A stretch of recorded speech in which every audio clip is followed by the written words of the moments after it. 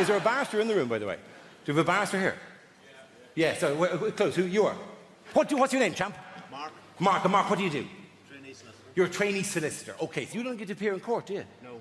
Oh, man, that's the whole fun of it, though. That would be the gas part, just appearing, just doing the walk in front of the jury. Oh, ladies and gentlemen of the jury. Now, that would be the real gas of it all. You don't get that, do you not? No. Oh. Here, let me find out your instincts, though. Maybe you made the right decision, right? When you get to the end of a jury, right? When you get to the end of a jury, you're walking along, no, and you get to the end, right? And the jury's here. Which way should you turn? Back on yourself. Like this? Yeah. Yeah. See, that's why you wouldn't have made a good barrister. Just that moment there, right? If you're ever in a court, right, and you're ever representing yourself, walking along and blah, blah, blah, blah, blah, blah, your instinct will be to go blah, blah, blah. End of the thing, just go blah, blah, blah, blah, blah. Blah, blah, blah, blah, blah, blah, blah. Wrong. This is the way you do it. Blah, blah, blah, blah, blah, blah. But I ask you, when you look into the face of my client there, ask yourself, is he not guilty? That's how you do it, right? A little bit of showbiz, take it for free, right? Anyway, this psychic, this nameless psychic was on recently, this is a completely true story, was on a couple of days before me in a theatre somewhere, right? And died roaring, couldn't do it, genuinely, and to the point that the audience turned. The audience were just looking at her going, you can't do this. You're actually bad at this, right? You can't. And they started taking the mickey. I started going, give me a name, give me a woman's name. Tracy, perfect, Tracy. Let's call her Tracy, right? Tracy. And the audience started going, Tracy, what about my mother? And Tracy would go, is she dead? And they go, no.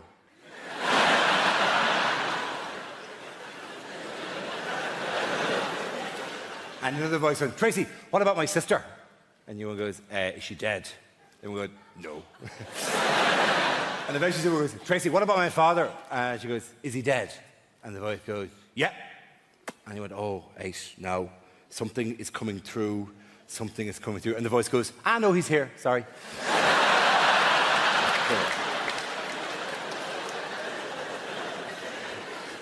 They're glorious, they're fantastic, they're fabulous people. So we had to chat with Andy, we talked to James again, we talked to Julia there. The one person I really wanted to talk to was, well, actually there's a few, but Melissa from the property shows. Where's that? Hello, how are you? How's yourself? Good to have you here. You do the property shows on BBC Daytime, don't you? I do. You do? Yeah, well, you did. What are you going to do next year? Not so much in the property now, is it? That's a kind of a topical one there, isn't it? Do you know what I mean? Like, I'm just picking, you know? What are you going to do? A show called We're Staying Here? Or, actually, the schools aren't that bad. No, do you know what my favourite is? My absolute favourite? The best of all, right? Not grand designs, not location, with respect, not homes under the hammer. Property Ladder is the greatest property show in the world, right? For one simple reason, right? Property Ladder. You know the one I mean? Yeah. Very good. Brilliant. Best, almost the greatest television show, because uniquely, historically, it's the only television show ever that has an expert that nobody pays a blind bit of notice to. Every week, Sarah Beanie comes in and goes, Magnolia, and they go, no, we're painting it black. Every week, she's going, no, please, what are you doing there? We're digging a hole in the hallway to put a swimming pool in. What? She must be off camera every week going, why am I even here? They don't even listen to a word I say. Every week I give advice, and then they make a big profit, and they think they're as good as me. Well, they're not. And she's in, she's out, she's in, she's out. It's a continuity disaster area, it really is, yeah? I'm not saying anything against her being pregnant, but it does kind of give away how long it takes these people to do a bit of basic plumbing, you know what I mean? In the time it's taken them to plaster the back bedroom that she's been in, she's had 4 kids in the time it's taken them to do that. Just stick her in a poncho in episode 1 and be done with it, right? Make her Mexican, she can do the accent. Come in on a donkey going, so you want to develop the property? Yeah. Perhaps you'd like to knock through the wall and make this into a separate bedroom. Yeah, that would rise you many, many pesos for you if you can possibly do that.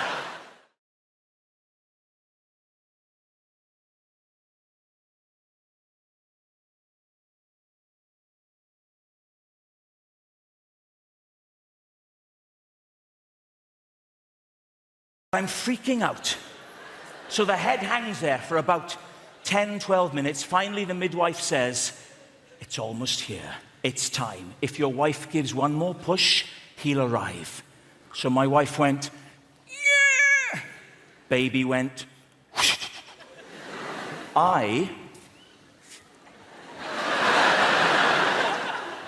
I put the TV to mute. And I leapt across the front room. And I caught him. And I was the first person to make contact with our son. It was a little boy out, and he was there in my hands, all warm and new. And it's one of the most overwhelming things you will ever do. And I tell you now, I was in pieces. I was in floods of tears. My wife was crying. The midwife was crying. And your mind just becomes a mush. I mean, to this day, I can't explain why I did, what I did, next. It was so emotional. Maybe it's because I'm Welsh, I don't know. But I went...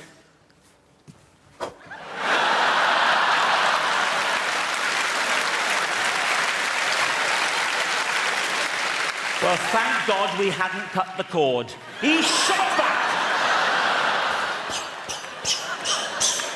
It was Junior Bungee. He ended up lying on the floor with all this umbilical cord snaking around the room back to his mother, yards of it. I thought, what the hell do we do now? I needn't have worried. Calm as a cucumber, the midwife walked over to my wife. She put her left foot on my wife's right foot and pressed hard. And just like a Hoover, the cord went... And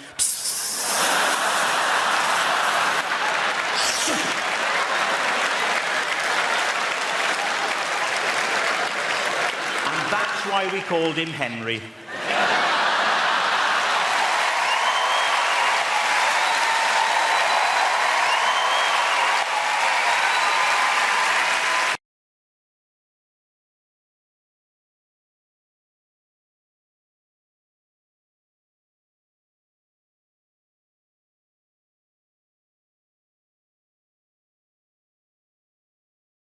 I want to start by thanking the BBC for letting me be on the show. It's like really awesome that they did. I mean, it doesn't pay that well, but it's just really cool to be here. And they've been so generous. They put me up in a hotel right next to a casino in the city, and they didn't have to do that.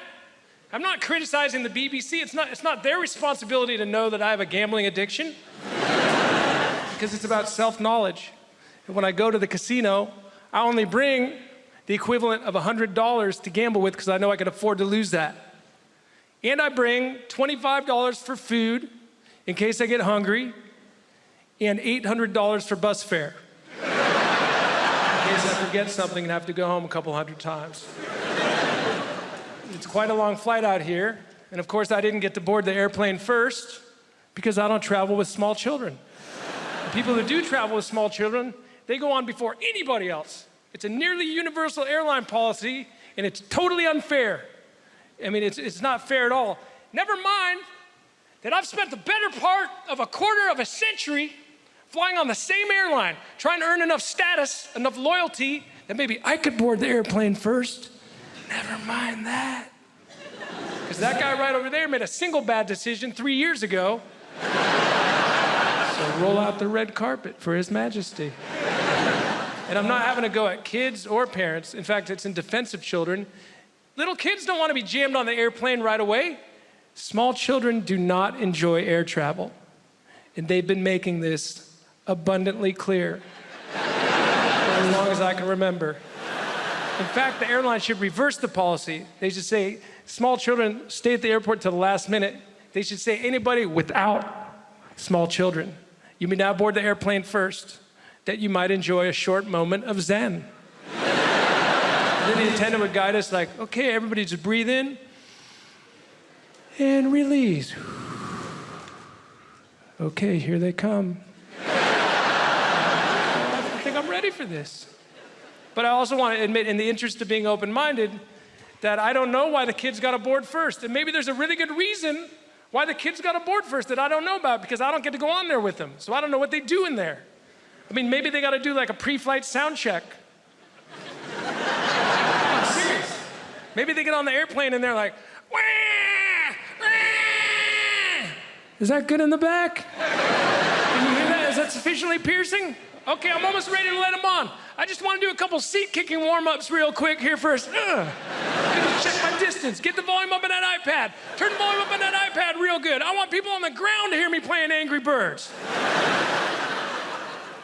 You guys ever worry about the world? I get worried. I watched a documentary recently about how much the pollution from humans is destroying the environment.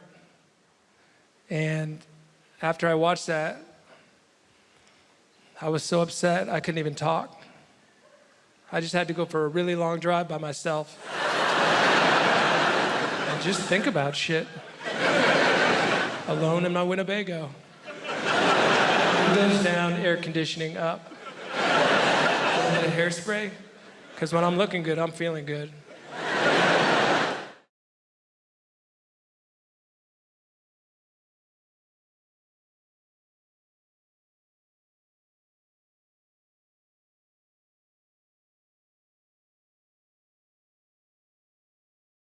People ask me all the time, so Rich, how did you end up becoming a comedian?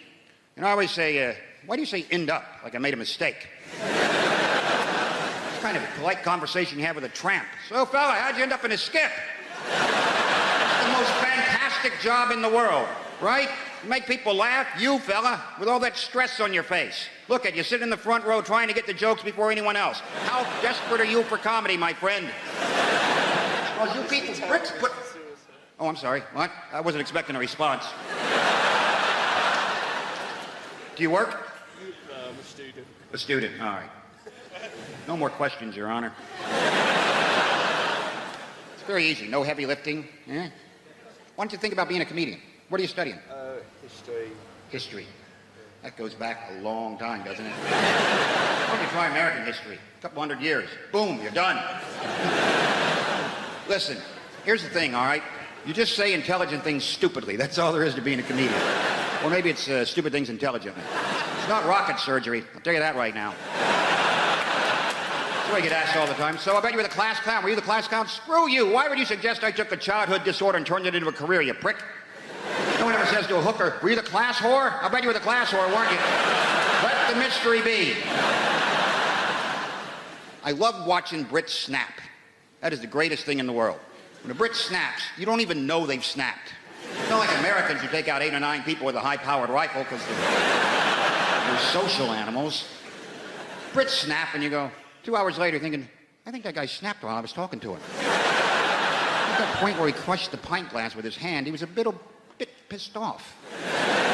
That's why when it comes to a war on terror, something we invented, the war on terror, because Brits would never have a war on terrify, because what's not terrifying to Brits? Everything. They just don't show it, right? Brit, you've had giants plucking your daughters out of villages a couple thousand years ago. Look that one up, history boy. It's true. So the basic British reaction to anything terrifying is this.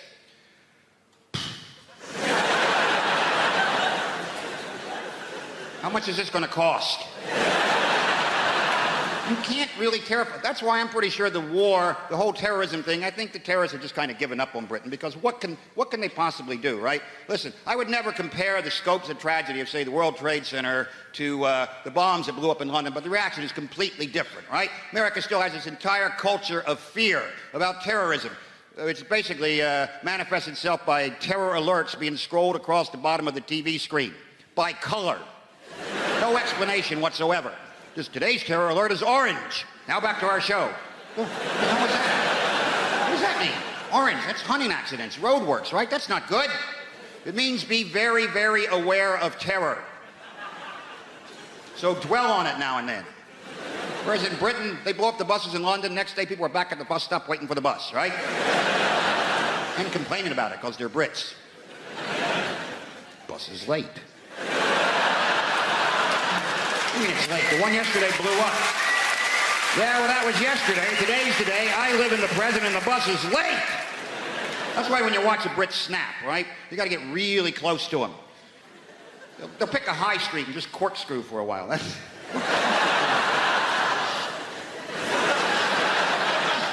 Not even knowing what direction to... What direction is corkscrew anyway? This is bullshit. And then you get too close and then you get sucked into the vortex, right? Are you okay? That moment when a Brit truly snaps, and it looks like this. I'm gonna write a letter. That's it. I've been pushed to the brink, you bastard. Nobody treats me like this, you son of a bitch. Huh? I'm not emailing this, I'm writing this. Wait till you get that tomorrow. Big red pillar box right in the mail. Postal strike.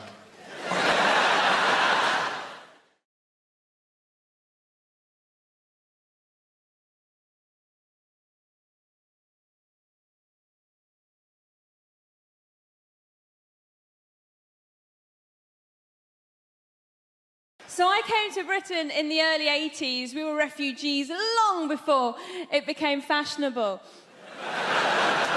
But my favourite immigrants are Polish people because they've properly confused old-fashioned racists. Have you seen them? They don't know what to do. What do we do? What do we say? They're immigrants, but they're white. I had this one bloke go, bloody Poles coming over here with their work ethic. Which isn't very politically correct, and I try so hard to be politically correct. Sometimes I take it too far. I was at a party recently and I said to my friend, have you met Steve? He's a really nice guy. My friend goes, which one's Steve? Steve was the only black guy in the room. I found myself going, Steve, yeah, he's over there. He's got blue jeans on, a grey T-shirt, sort of curly hair, and a Nigerian accent. And once I was performing at a comedy club and there was two black guys in the front row, like you two, but men and black. You are a man, sir, I'm sorry. It's the lights. And I said to them, so how do you two know each other? And they looked at each other and went, we don't. Might as well have had NF tattooed on my forehead. I didn't, it was felt tip. I like friendly, a little bit of friendly racism is nice. When I was a little girl, I used to always go to my friend Katie's house, and every time her dad opened the door, he'd go, hello, Shappy, been on holiday?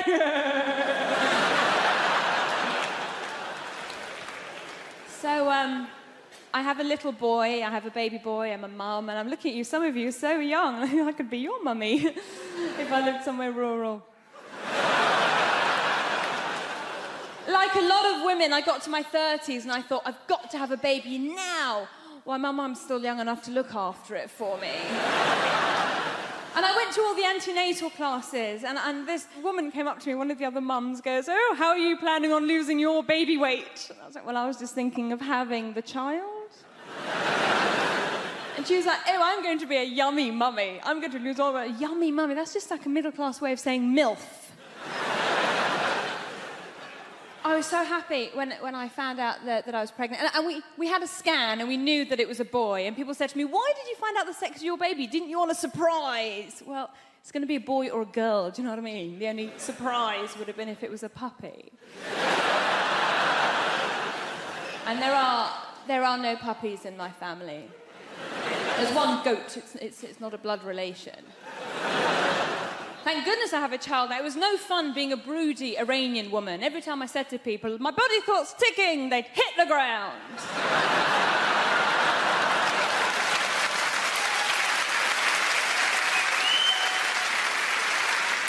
There was all that going on. When I did find out I was pregnant, I was so delighted. I thought, I am going to fill this child's life up with love and hope and understanding. My husband's reaction was slightly different. He walked around going, woohoo! My soldiers worked! Easy! It's not his. Oh, the fuss he made when he found out I was cheating on him. Only child. Can't share. My husband's English, he's from Nottingham, and a lot of people ask me if my husband's Iranian. And I go, well, he's not, he's English, but he's planning to convert. His family are absolutely lovely, and when they first met me, they kept going, oh, Shappy's so exotic, she's so exotic, which means foreign, but not in a way that we hate.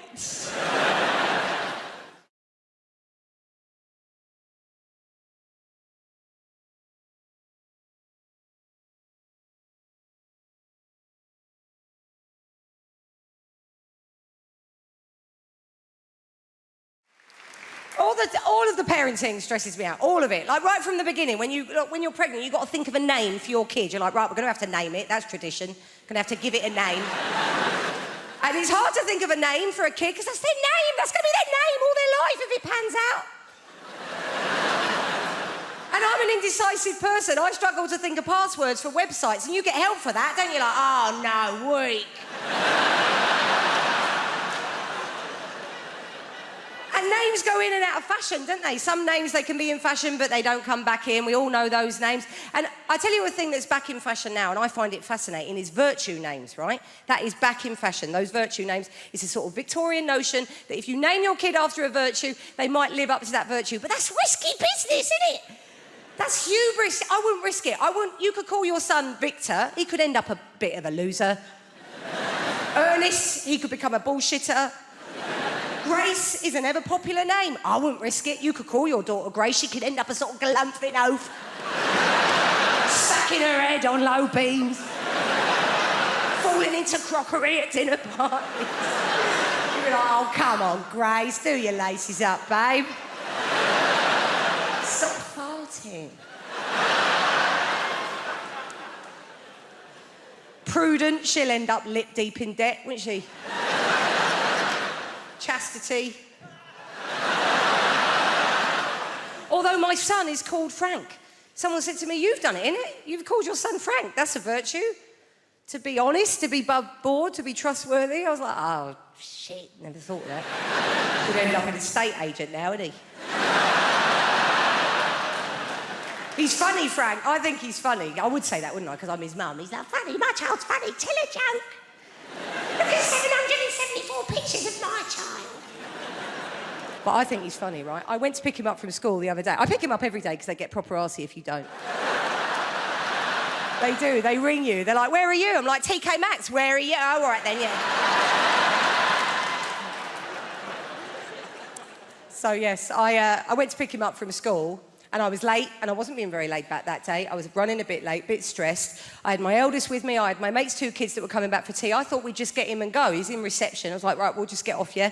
But the teacher stopped me. She went, can you wait, actually? Can we have a quick chat? In that, voice.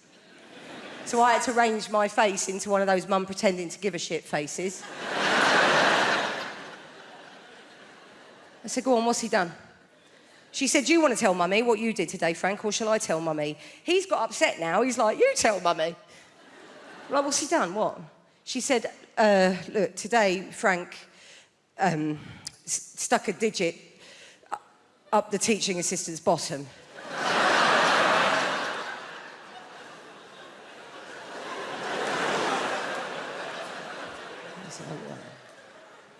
That's not ideal, is it?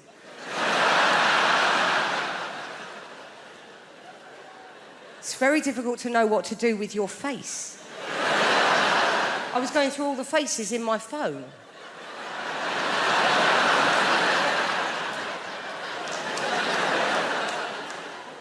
She said, we've talked about bodies, haven't we, Frank? And areas of bodies that we respect. I thought now would be a really bad time to go, this is awful. I mean, this is a finger up the TA's... I mean, this is now they're teaching numeracy in primary education now. Sort of like, oh, if Frank's got one finger up the TA's arse, how many fingers are still on the outside?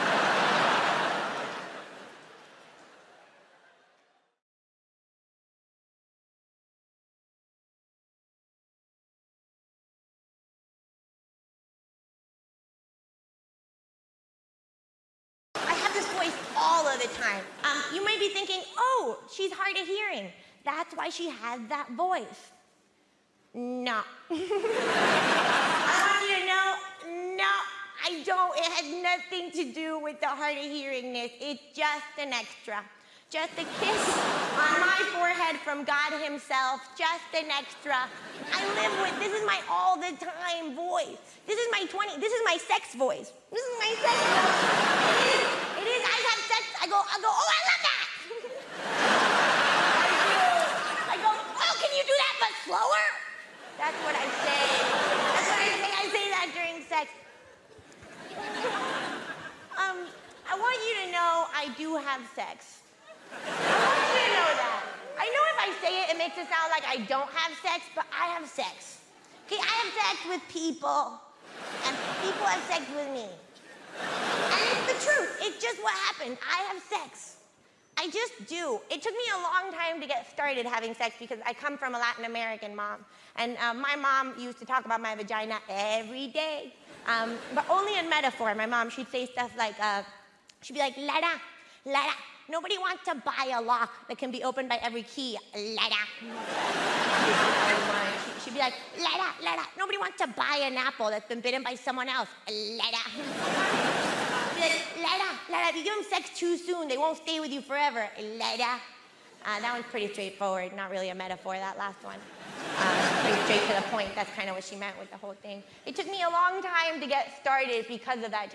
And I live in the Netherlands, 6 years now I live there. It's great, it's good. I live now with my partner, an Argentinian guy, Fernando, okay. We live together, I love him. I brought him over actually from Argentina. We met in Argentina and then I brought him over to live in the Netherlands on my back, me, him, and a donkey. It took 3 days and 3 nights, long and arduous, but we made it. We made it, now we live together there. It's good. I love him. He has no sense of smell. What a good disability to have in a partner, if I may. Really, the best disability to have in a partner. Because as a partner, you can be nasty. You can be as nasty as you want all of the time. Of course, not good to be nasty because then you have to live in the nasty as well. And that part you forget about. You forget. Sometimes I'm like, ooh, I can fart while I eat. But then you have to eat in a fart, and no one wants, like, if you can choose to not eat in a fart, maybe better to just eat in clean air. You might be thinking, oh, but Lara, what about the sound, you deaf-ass bitch? Don't call me that. It offends my family. I actually will have you know, if you must, that my farts do not have sound. They don't. It's not a tree fell in the forest situation. I can't hear them. Joke's on me. Haha. No. My farts actually do not have any sound. They do not have any sound because I have what's called a butt cheek gap. You know about this? A BCG for short. It means my arse cheeks don't touch. They just don't touch each other. I have a gap. A gap between my... And we all know, famously, most of the sound from farts come from the stress of the air trying to get through the cheeks. You know about this. I Googled it, it's the truth. If the air is trying to get through, this is my impression of most people's farts.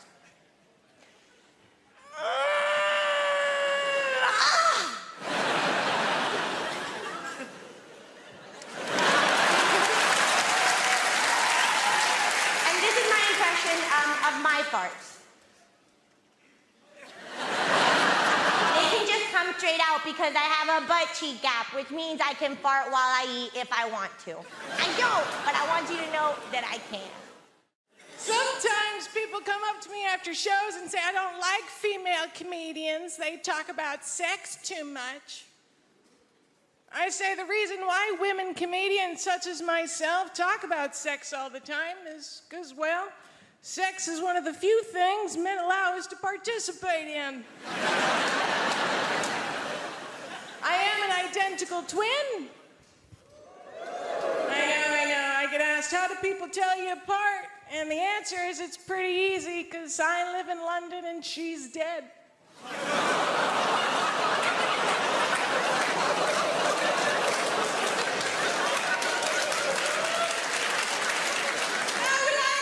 it's fine. She died at birth. Which I'm absolutely okay with, because that means I'll always be the pretty one. You'll be relieved to know that being American is not my only disability. I also have a very mild form of cerebral palsy. It's not a big deal.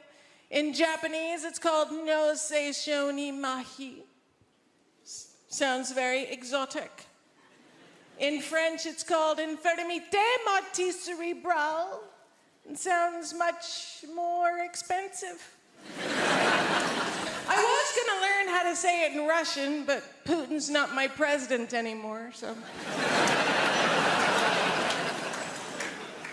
All it really means is I can't use the muscles on the right side of my body very well, even my face to a certain extent. God help the man hoping for a return on a left cheek kiss, because I will bite your face off.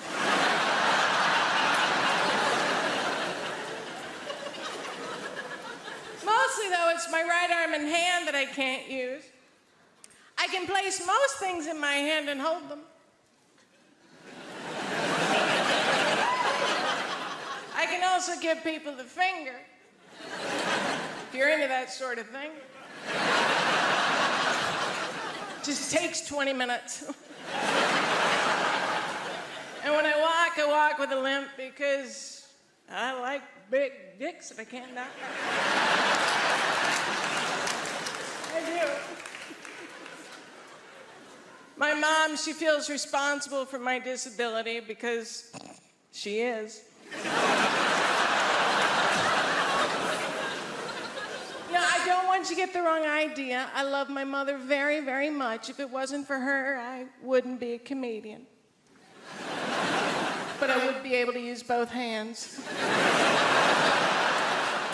I moved to London 5 years ago, but I've been coming to the UK every summer for years and years before that, because I fucking love you guys. I do. I genuinely cannot get enough of you and your no-can-do spirit.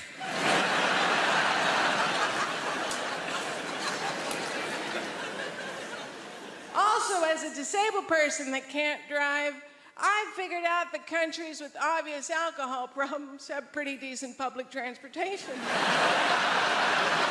You people drink a lot. There's been a strike going on, and I'm still getting to gigs. That's how much you drink. We Americans, we don't drink as much as you. We physically can't. We're on too many opioids. I'm used to my appearance provoking the full spectrum of facial reactions everywhere I show up, and you absolutely did not let me down. You were delighted, weren't you? You gave me some wonderful face when I came up here. You looked at me like your mother-in-law just cancelled dinner. I've been lucky enough to travel, and I'll never forget my first trip to Australia. I went to a place called Perth. I got off the plane. First person that saw me said the following. Hey, mate! Hey, mate! Why is Freddie Mercury wearing a kimono?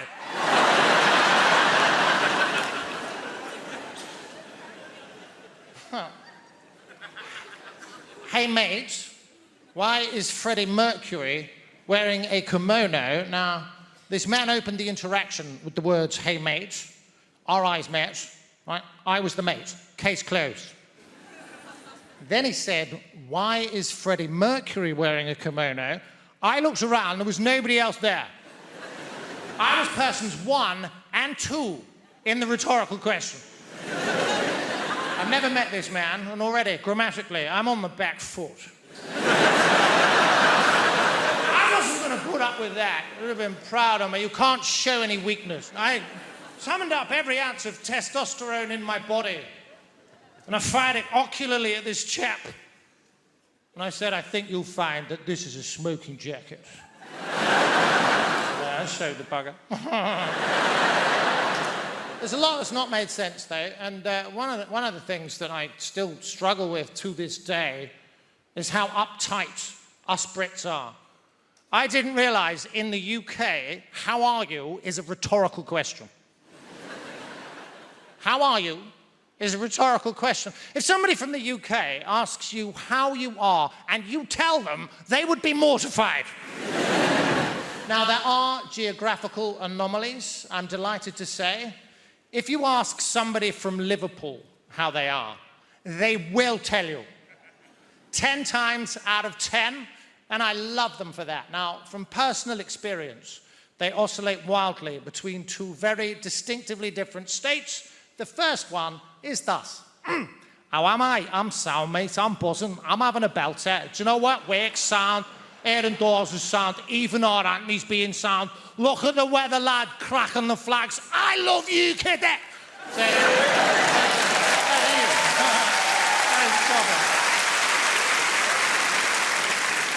Apologies for the accent, by the way. I have the ability to blend in seamlessly with my environment wherever I go. I feel an energy, I match it, we become almost indistinguishable. Silly. Now, that's the first state. Now, the second state of Scouse being is rather different, and it is as follows. I'm fuming, lad. Oh, don't you start, lad. I am fuming here, mate. I'm fuming. I am fuming. I'm up the wall with work. I've seen me arse with my dad, Everton to being shite again. You're doing my fucking head in. I am fumigating here, kid.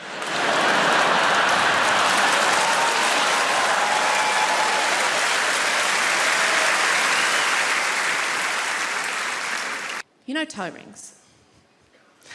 They are rings that we wear on our toes. Then we have rings, earrings, rings people wear in their ears, yeah? Eyebrow rings, nose rings, belly button rings. But these ones, rings. Because if these ones were called finger rings,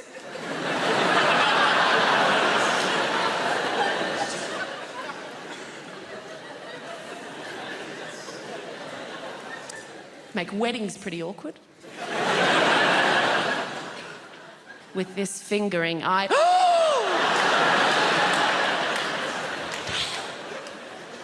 make proposal stories really awkward. Oh my God, so last night, John came over and out of nowhere just gave me the most incredible fingering. I know!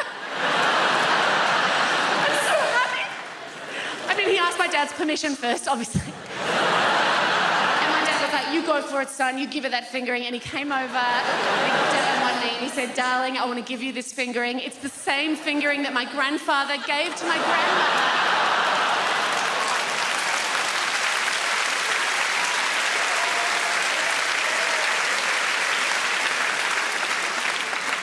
Also make Lord of the Fingerings, very different film. Okay. There is no one hearing that. Just keep learning. Life's about learning, guys. I will share with you another big thing I learned this year. Very exciting. I learned showering with a partner is not sexy. That does not seem like a big deal, but the world tells you it is sexy. But you try that shit once, and you very quickly discover that showering with a partner is not sexy. Showering with a partner is taking turns being cold. Oh, yeah. A lot of do-si-do action, a lot of, let's move around this way. Oh, why? Because I'm goddamn freezing. I'm freezing. And a lot of kissing like this. But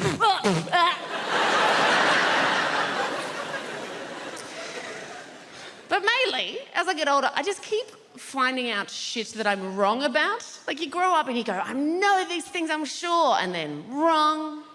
The last time I was in your lovely country, I was on one of your lovely overland trains. You know, the ones that have the toilets with the electronic science fiction doors that go wage, wage. Now, I was sure I knew how to lock those.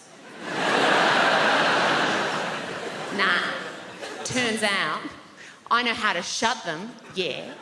And 12-year-old boys on the other side know how to push the open button. And I don't know if you've ever been sat on the toilet when the door opens, but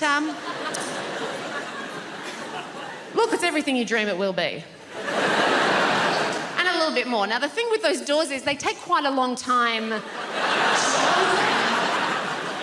So I was desperately trying to find the close button, eventually found the close button, but the thing is, as they take quite a long time to open, similarly, take quite a long time to close. So I got to maintain eye contact with an understandably horrified 12-year-old boy as his face was being very slowly covered. It was kind of like this. And it finally shut. I sat back down and went, oh my God, I am never wearing a jumpsuit again. As much as you want to save animals, I'm pretty sure you're not going to do it by buying cosmetics. Pretty sure you can't walk into the body shop and buy some burdock root peppermint oil foot scrub, and some little badger somewhere in Scotland is going to go, wow, I feel a whole lot better about my life right now. Somebody's buying that burdock root peppermint oil foot scrub. I don't see the point in testing cosmetics on rabbits anyway, because they're already cute. Slather some lip gloss and eyeliner all over them. Now they're all gussied up like some $3 whore. There's no dignity in that for a rabbit whatsoever. You want to test out cosmetics? Test them out on big game, because they stink. Get up under a hippopotamus there and get some roll-on deodorant under his armpit. See how fresh and self-assured he stays all day, huh? Little lip gloss on a beaver. Real beaver. Stay with me, fella. Real beaver. Right? Dam-building, log-eating beaver. If he's charged through 60 logs and he's still wearing that lip gloss, that's some damn good lip gloss right there, ladies and gentlemen. You know this whole thing about, you ever meet someone famous and you tell your friends, and then they say, well, what was he like? Because all they really want to hear is that he was a prick. That's why they like to say Tom Cruise is the nicest guy in Hollywood. And I always think, well, if I was making $8 million a film, I'd be nice too. Jesus Christ. But I'm not sure he is that nice. Because I always read these articles about how he's so insular and he's into his Scientology and he, stays at a hotel, won't make eye contact with anyone in the hotel because he doesn't want to talk about the plots to his new films. Apparently, as if staring Tom Cruise in the face, he would just crack under pressure. What are you staring at? Hey, you want to hear about my new film? You seen a Tom Cruise film like he couldn't figure out the plot in about 18 seconds? Oh, Christ. He's a cocktail maker. He's a pretty good cocktail maker, too. Till he has a crisis of confidence and can't make cocktails anymore. Then he meets a good-looking woman who talks him into being a better cocktail maker. A riveting piece of cinema that was. Then he's a race car driver. Pretty good race car driver, too. Till he has a crisis of confidence. Can't race cars anymore. Then he meets a good-looking woman who talks him into being a better race car driver. Then he's a jet pilot. Some of you are starting to see a pattern emerge here. Pretty good jet pilot? Yes, he was. Till he had a crisis of confidence, couldn't fly jets anymore. Then I believe he met a good-looking woman who talked him into being a better jet pilot. Then he was a sports agent. Then he was the brother of a retarded guy. He was a pretty good brother of a retarded guy till he had a crisis of confidence and wasn't so sure he was such a good brother of a retarded guy. Then he met a good-looking woman who talked him into being a better brother of a retarded guy. Then he was some kind of, I don't know what he's in now, War of the Worlds. Maybe he fights the world. You know what? I'll bet he's a pretty good world fighter. But at some point he'll probably have a crisis of confidence. He'll meet a good-looking woman who convinces him it's okay to fight the world. Could be a Scrabble player for all I care. He's a pretty good Scrabble player. Till he draws all vowels. Has a crisis of consonants. And he meets a lovely Welsh woman who teaches him a lot of words he's never heard before. That has done me the world of good. Thank you for that. Because I was waiting back there behind the big billboard, absolutely terrified. I'm not a natural performer. I'm not, although I have been doing this talk around the country for about 2 months now.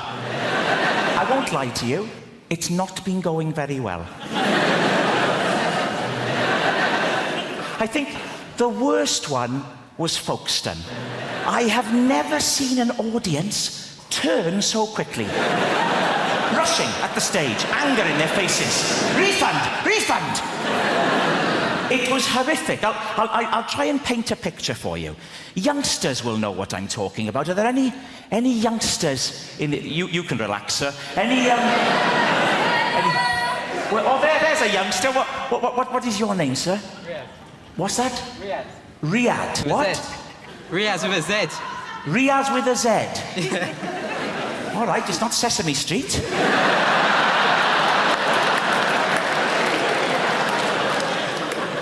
Riaz, how old are you? 18. 18? Shouldn't you be wearing a hooded top? Get out of my shopping centre! Riaz. Don't laugh at Riaz, please. You'll know what I mean, Riaz, when I talk about stage diving. Are you familiar? You won't know what I'm talking about, sir, but this is when a rock star, like a Kurt Cobain or a Duncan from Blue, they run and they leap and you're right to be afraid. You're right to be afraid. They leap onto the audience, Riaz. It's terrifying. The audience grab hold of them and manhandle them. Turning them around like that, all over the place. Terrifying. Now, what happened at Folkestone was almost a complete reversal of that. with people just rushing at the stage. It was appalling. But I don't think we're going to have a repeat of that tonight. I don't. Because I'm already getting a lot of warmth from you. I am. To quote the great Darius Danesh, there's a lot of love in the room. There is. And a wide range. We've got Riaz with a Z. No one can take that away from you, Riaz. I wouldn't try to. You'd whip out your hooded top and you'd happy slap me into submission.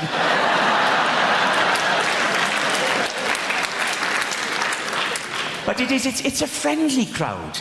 We've got a proper... Look, here we go. Right down in the front, there's a chap here wearing a T-shirt with a slogan on it. Unbelievable. A grown man. What is your name, sir? Chris. Chris, with a Z? Riaz, you're one up. You're ahead. I'll bet there aren't many other people in the whole building who have a Z in their name, in all honesty. Unless Zebedee's joined us tonight, which I think is unlikely. So you're a Chris. Yes. Chris. And what's the idea with the T-shirt, Chris? Is it Rag Week? I was going to be a doctor. Got as far as A-level biology, and we had to cut open a rat. Remember that? You had to cut open a rat, and I discovered I couldn't stand the sight of blood or anything vaguely biological. Just had to switch it up. I was like, Mum, I had to tell my mum the doctor thing wasn't going to work out, but it was all right. I said, I'm going to be an engineer. And my mum was like, engineer? It is on the list? Okay. And then she turns to my younger brother, you will be the doctor. And that's how it ran in my family. She wasn't impressed when I decided to become a comedian. That conversation didn't go very well because I was an engineer. I worked as an engineer for years. I used to work for Otis, repairing lifts. That's what I did. And my mum was proud. Yes, my daughter, she's an engineer. And then I left that and decided to become a comedian. My mum was not impressed. She's like, comedy. Comedy? What the hell is comedy? I'm going to tell my friends in Nigeria, My daughter is a clown.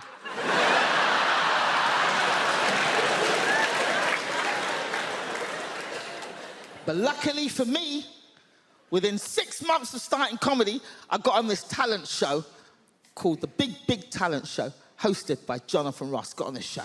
So I called my mum. I was like, Mama, I got through to this big talent show. It's going to be on TV. I'm through the quarterfinals. And my mum was like, oh, yeah, that's good. Very good. Interesting. Very good.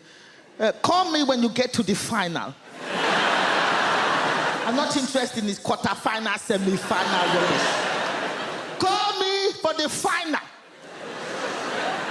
So sure enough, I got through to the final, filmed live on television, live.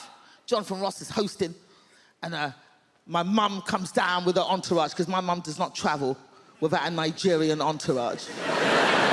So I do my set. Jonathan Ross is interviewing me after my set, and he sees my mum in the audience, which was not hard to spot. It was literally white people, white people, white people, and then a bank of African royalty just...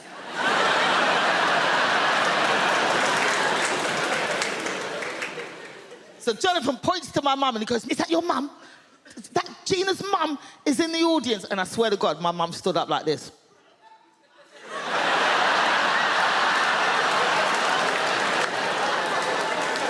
Yes, that is right. I am the reason the clown is here. I am the reason. I always knew she was going to be a clown. When she was 3, I bought her the big shoes. So my mum only comes out for the big shows. She only comes out for the big shows. And in fact, my mum is here tonight. Where's my mum? Where's my mum? Where's my mum over there? She's here. Where's your mum? Oh, look at her, standing up. Look at her, there she is. All right, you can sit down now, Mum. You can sit down now, Mum. This is my show, Mum. It's my show. It's my show. I read this thing, right, online, so it must be true, where everyone who's under the age of 30 is going to live till 160. Like, you look tired now. 160. I don't want to be sat in a flat, leaking, liver spotted. Your ears and nose, they never stop growing. I'm going to be sat there looking like I work at bloody Gringotts Bank, just like, And I think if I get to 160, I'm ending it. I don't know how you do it. What are you going to do? Sort of suffocate yourself with a bag for life? I reckon the best way, and maybe be like a toaster in a bath situation, but it'd be one of those like sit-down baths with a chair and a door, and then you have to wait for it all to fill up. You put in a bit of matey for a last bit of luxury, and then you go, oh shit, I forgot the toaster, and then you have to wait for it all to drain. You open the door, you go out onto the landing, down a stair lift, into the kitchen, you go, what the bloody hell have I come in here for? It's never going to happen.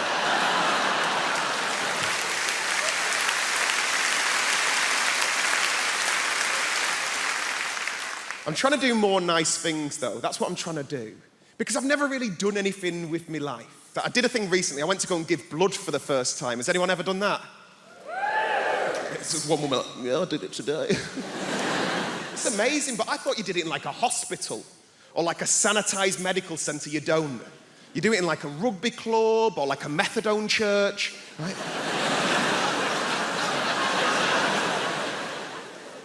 I turned up to this bingo hall near my nan's house, right? I was greeted by the second moodiest person I've ever seen in my life. It was a woman called Linda. Like, her name badge said Jean, but she looked like a Linda. Do you know what I mean? Like short bob, gelled fringe, good at darts. She weren't happy. She weren't. I turned up, she goes, have you got an appointment? And I went, no. And she goes, have you filled out a form? And I went, no. And then she threw this form at me, and as I'm walking off, she goes, thank you very much for giving blood. We really appreciate it. Giving blood is the greatest gift anyone could ever receive. And I'm thinking, Linda's never been given a slow cooker. So, take this form, I start filling it out. I had to use this woman's eyeliner because Linda wouldn't lend me a pen. Just filling it all out. And as I said, the only reason I went to go and give blood is make myself feel like I'd done something with my life. And instead, I'm faced with all these very serious adult questions. It was things like, have you ever been to Africa? And I'm like, no. And he goes, have you ever had sex with a man? And I'm like, no. And he goes, have you ever had sex with a prostitute? And I thought, I've done fucking nothing with my life. Nothing. Have you injected drugs? Have you smoked drugs? Have you had any treatments in the last 6 months? I panicked. I went, oh, well, me and my mum have had facials off Groupon. Not the right answer. Weirdest question, are you HIV positive? I was like, what? Like, no. Like, if anything, I'm against it. And then they took me off into this room, and there's all these sort of like Sharons and Johns lay on beds with sort of needles in their arms. Like, it looked like a spa day for smackheads. Put a belt round my arm, not even a nice belt. They spanked it a bit, they told me to relax, and then they whipped out the biggest flipping needle I've ever seen in my life, and I just fainted. Completely fainted. I can hear all these muffled voices, and then I can hear Linda's bellowing voice just going, I knew he'd be a fainter. I'm like... By the time I'd come around, all these people are trying to help me out, and Linda just parted them. And her way of trying to make me feel better, her way of trying to make me feel like a proper grown-up was going, would you like a glass of orange juice and a biscuit? I was like, no, Linda, I want to have sex with an African gay man for money. That's what I want to bloody do.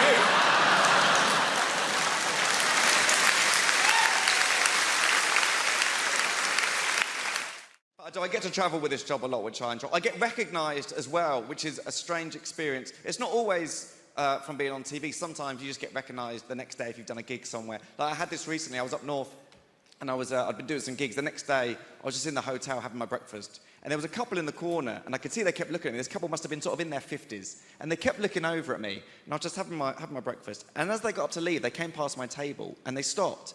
And the lady said, can we just say, she went, you were amazing last night.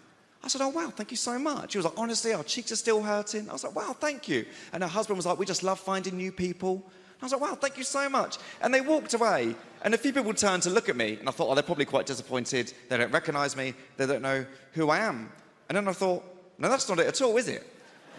It's because at no point during that interaction did anybody mention that I was a comedian. So all that happened was this couple approached me over a hotel breakfast and said, "You were amazing last night. Our cheeks are still hurting. We love finding new people." But of course, the issue is there. They're the people there. Of course, you can't tell from looking at me like I'm a comedian, because you can't just judge someone just by looking at them, can you? I mean, you can, but you shouldn't. But you can sometimes, can't you? You know, like, for example, if you see a man over 55 with a ponytail. You can make assumptions, can't you? Like, he's either a magician or he knows karate. You know one thing for sure, he's definitely divorced. Like, you shouldn't, but you can is my point. But of course, ultimately you can't, and you can't judge someone just by looking at them. Like, you wouldn't know, for example, you wouldn't know from looking at me that I've got epilepsy, would you? Because I haven't. No, I do, don't worry, it's fine, it's good news, I got it. In fact, fun fact for you, I had my first ever seizure during National Epileptic Week. Which was fitting.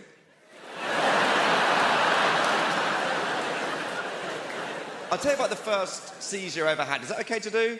Is that all right? Thank you. I know sometimes people get a bit funny if people start talking about health conditions. I know some people don't like to talk about their own health conditions. Like, I've got a friend called Paul. He's got psoriasis, doesn't like to talk about it at all. And I'd rather just sweep under the carpet. So people in different...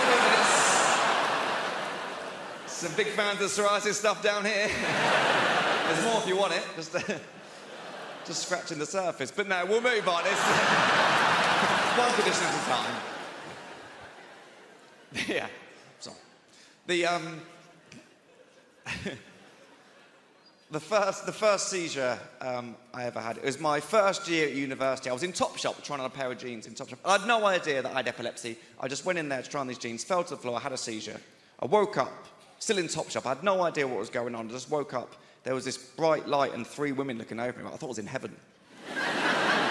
And then one of them just went, "Excuse me." She went, "Do you know what day it is?" Now, I didn't know that was a thing.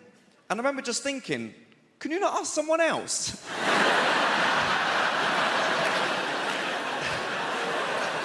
It's like, to me, this woman had just walked into Topshop and just gone, "What day is it?" Oh, that's that guy there on the floor. The one who's bleeding from the mouth and appears to have wet himself in a pair of jeans that he'll be forced to pay for, which is unacceptable. I was glad when they went under. Whenever I talk about my Prosecco punch, there's always a very specific laugh in the audience. I've learned to recognise it. It's just over there tonight. It's this.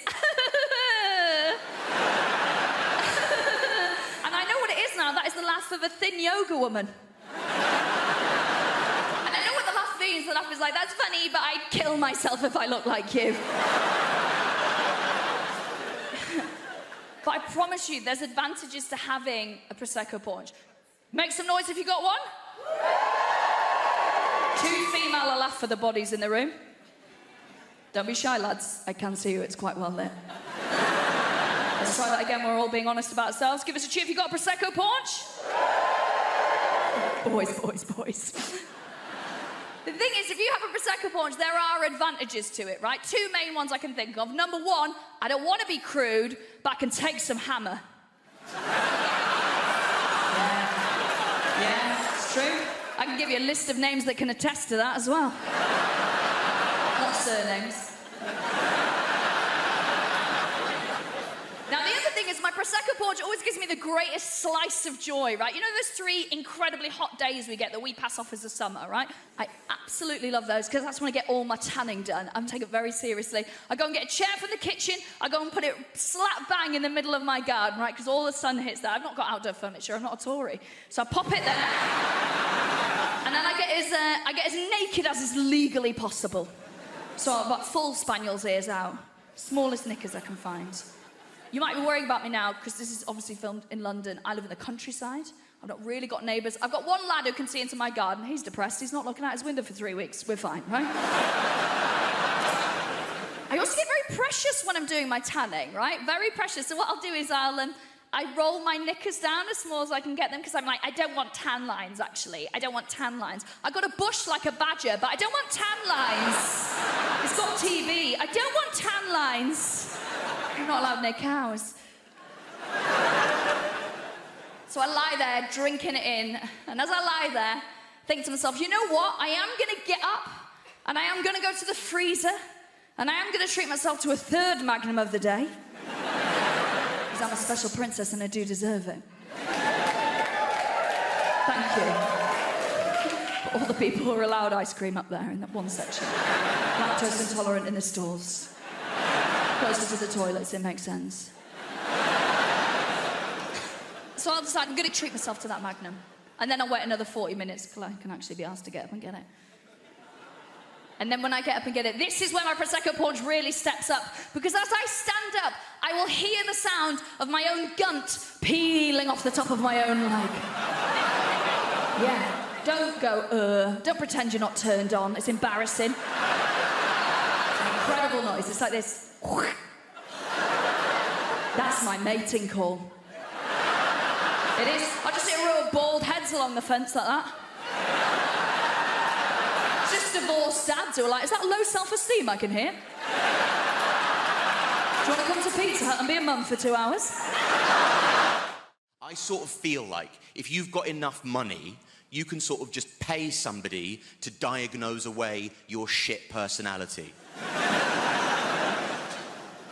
And I consider that money well spent, by the way. I would recommend it to you. Prick. No.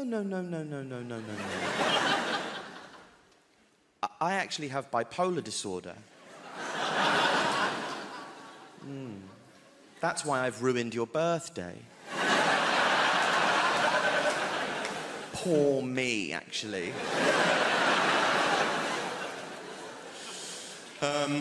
Now I always thought there was a system.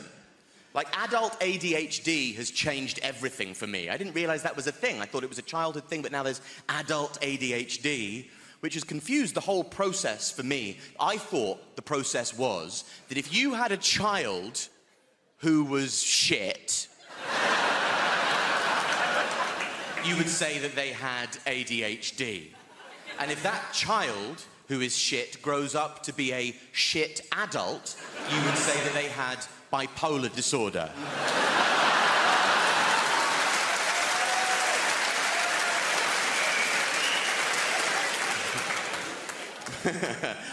Footnote, I've been diagnosed with both, so don't write in, camera people. Anyway, a lot of people might suffer with mental illness, and that's, you know, it's a pervasive phenomenon. A lot of you might have depression. That's your sort of garden variety mental illness. That's your standard fare. And if you do have depression, my advice to you and the community at large would just be to keep it in there. Bottle it up. Whatever you do, don't tell me about it, because I don't care. I don't care if you're depressed. I'm bored of it. I just don't want to hear about it. And I just can't be. And also, it's just not a good thing. If you have depression, don't tell me. Because as somebody who suffers with depression, you should know how pervasive depression is, that many people suffer with depression. So if you tell me that you have depression, that might make me depressed. And that doesn't really feel like a problem halved, does it?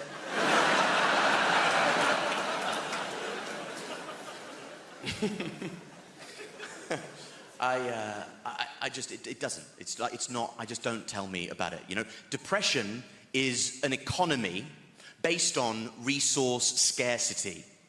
And what we've done now is we've flooded the market with depression, and it's lost all of its value, and I don't care if you're depressed. Depression is currently in its Weimar Republic era of hyperinflation. And we're all wandering around with wheelbarrows full of depression going, would you look at all of this depression? And I'm there going, that's actually not as much depression as it looks like. That won't even get you a loaf of sympathy down the shops these days. My friend said to me recently, with the confidence of a man saying something new, That's lovely. He said, I just think we need to talk more about male mental health. Oh my God, how could there possibly be time to talk about it any more than we already do? We are talking. I know that we all have different perspectives, different cultural backgrounds. I can see you, or feel you rather, like moving away from me. Okay? Let's all keep light-hearted about this. I don't want to have to say only joking, given the context of what this is. Liverpool has a strange relationship with Manchester as well. Is anybody in from Liverpool? All right, thought we might have priced you out. Not to worry. I love Liverpool. It's a beautiful city. And I remember when I first went over there, I support Manchester City, right? That's my football team. And I remember going over there in my Manchester City shirt, and I stopped this bloke at the train station. I said, listen, mate, I'm a bit lost. I'm trying to find the docks. Can you help us out? And he turned around and he went... Which is a word in Liverpool, right? Honestly, right? It means you're not welcome, right? You pick it up quick enough, right? Eventually he got to some sound, he went, hey!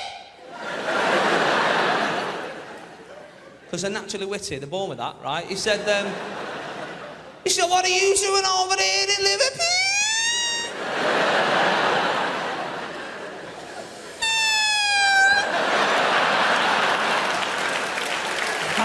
I love it. I do. Now, at that stage, you're tempted to say calm down, but that makes things worse, right? You don't like that. I was very brave, though. I looked in the eye, I said, listen, I asked you for directions, officer. You are bang out of order, mate. You can deal with it. But football, you know, has that problem, doesn't it? There's a lot of cities hate each other just because of the football. You know, I support City, and obviously Manchester United is our nearest club. And we've got any United fans in? Of course we have. We're in Hammersmith. There's always a United fan. Every gig I do, there's a United fan. They're like rats. You're only ever 3 metres away from one of the bastards. Everywhere you go. Everywhere you go is a red. I love football, but I'm getting to this stage where I'm starting to dislike footballers. I don't know if anyone else has this problem, right? But these like multi-millionaires running around the pitch, you know, every 5 minutes. I've hurt myself. There was a bloke a few weeks back, he missed 3 Premiership games with a dead leg, right? Now, that's not an injury, is it, a dead leg, right? When I was a kid, I had 3 dead legs in one day once, right? And that was for free. I still have to do PE and walk home. That's not an injury, mate. My granddad's favourite footballer was a German goalkeeper called Bert Trautmann, right? Now, in the 1956 FA Cup final, does anyone know what happened to old Bert? He broke his neck. Look at you like the quiz team. Bang, straight in, no messing about. He broke his neck and carried on playing, right? That's how hard they were in the 50s. The metatarsal, not even invented in 1956. He just got up, carried on diving about with a wobbly head, right? Not bothered. Not bothered. Not these days. It's the fans keep shouting nasty things at us.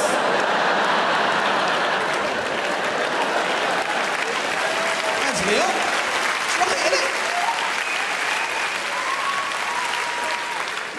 And I'm there in the crowd watching, thinking, do you know what? You're on 60 grand a week. If I think you're a knobhead, I'll tell you, right? And that's the way it should work, because if I was on that sort of money, I'd take it as well. Do you know what I mean? I'd stay an extra half hour at the end of the game just to take it. You're a knobhead? Yeah, I don't know. See you next week, lads. God bless. Take care. Your mum's a knobhead, yeah, but you should see her house. See you later.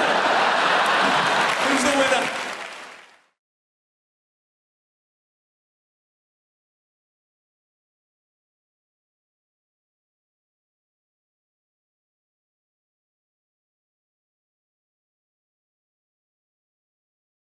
That's the thing is, like, I've met some crazy people and with some crazy ideologies. One of the craziest people I met, and the funniest, were these guys called the Black Israelites. If you don't know the Black Israelites, right, it's a group of black dudes in New York, right? And they think the black man's the original Jew, right?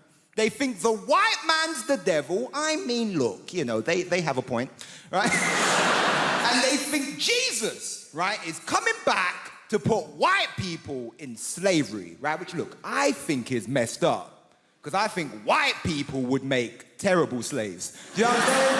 You know, you whip them once, they run to the manager. You know, you try and give them bread and water. Is it gluten-free? No. It's not gluten-free.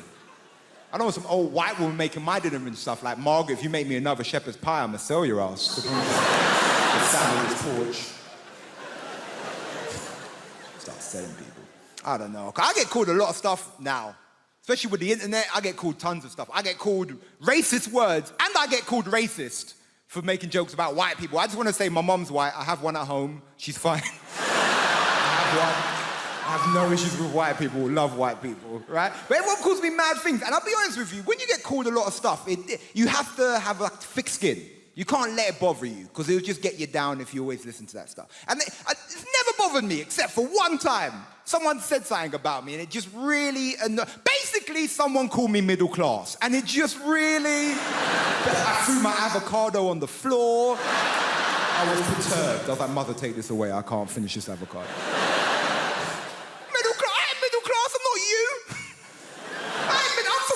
Man. If you don't know Ilford, it's in between East London. Don't you cheer Ilford, goddammit, you hooligan. Ilford is horrible. It's in between East London and hell. That's where Ilford is.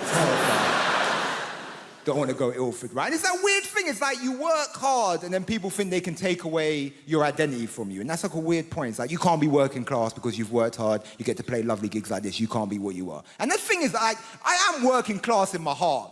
But there's a conflict. My brain says different sometimes. You know, like sometimes my friends will call me from prison. It's just what it is. It's just what it is. They'll call me up and they'll be like, yo, Jamali, you need to start repping for the mandem. And I go, you know what? I need to start repping for the mandem. They say, you need to start saying free the mandem. I'm like, you know what? I need to start saying free the mandem. And that's in my heart. I believe that. We should free the mandem. But then my brain goes, yes, Jamali. But now you have stuff they want to steal. If they've completed the course, maybe. I don't know. Free them up if they've repented. I don't know. If they ring me up, they'll be like, yo, say free Ginger J. Free Ginger J. Say free Worm. Is Worm still locked up? You better free him. Say free Killer. Nah, I don't know about Killer, man. I'm not saying we should never free Killer, just don't free him where I live. Because I live in a nice gentrified area now, just what I'm saying. So it's like, and I'm angry at gentrification, but it's hard because it's delicious. I'm drinking my latte going, oh, these hipsters, do you know? Like, so yeah, free hit Killer, but just not where I live, not in my community.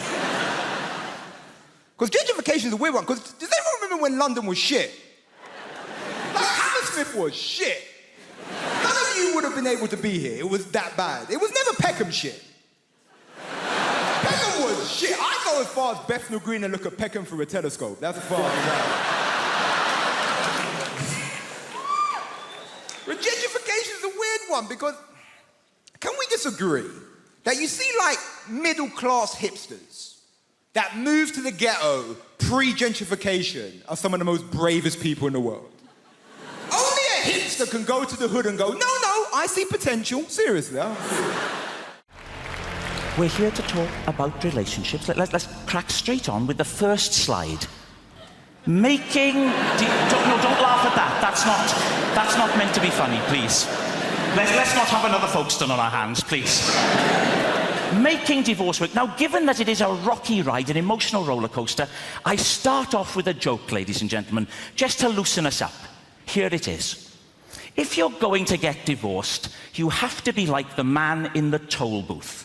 Why is that, Keith?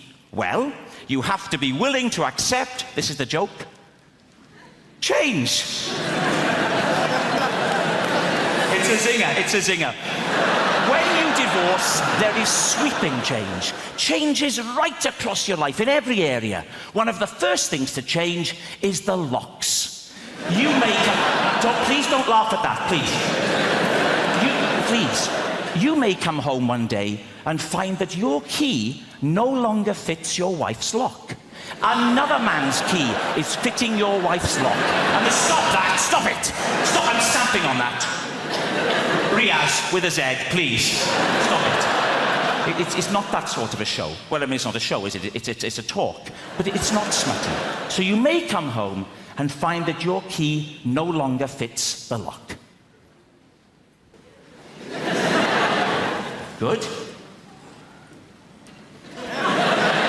Yes, it can. And it can be very difficult to tell why a relationship is going to go wrong. Why is that? Well, I think it's because at the beginning of any relationship, when two people get together, there's always a sense of what? Hammersmith, at the beginning of a relationship, a sense of... Pardon? Worry. No. Anyone else? At the beginning of a relationship, a sense of... Foreboding. Foreboding is the wrong answer. Lust. No. Uncertainty. There's always a sense of uncertainty. A feeling of will they, won't they? And there's no way of... Please, Hammersmith, take it seriously. We're talking about emotions. A sense of will they, won't they? And there's no... Hammersmith, I will walk off the stage, please. There's no way of predicting when a couple get together whether or not the relationship will work. Will it last a long time? No. Not a chance in hell. Will they stick together? No. Will the marriage endure? Yes. Lee and Leslie. Now, Lee and Leslie are a lesson to us all. They've made a marriage work. So why is it then that when they can make a marriage work, so many others can't? Paul Simon said, there are 50 ways to leave your lover. 1.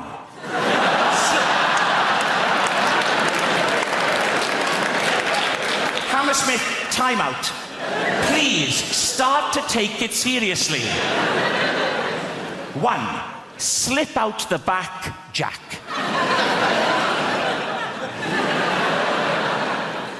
2. Make a new plan, Stan. And 48 others.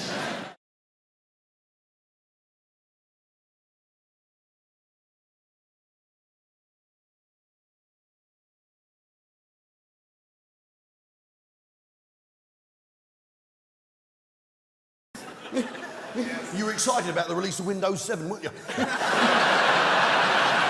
You're not normal, are you, Will? That's what it boils down to. And you worry me, and I'll tell you why. Yeah? I mean, you're a nice lad. But what you're forgetting, and that everyone else here has remembered tonight, is that today is tomorrow's history, isn't it? Yeah? Think about it. Today is tomorrow's history. And yeah, history's written by the winners, Will.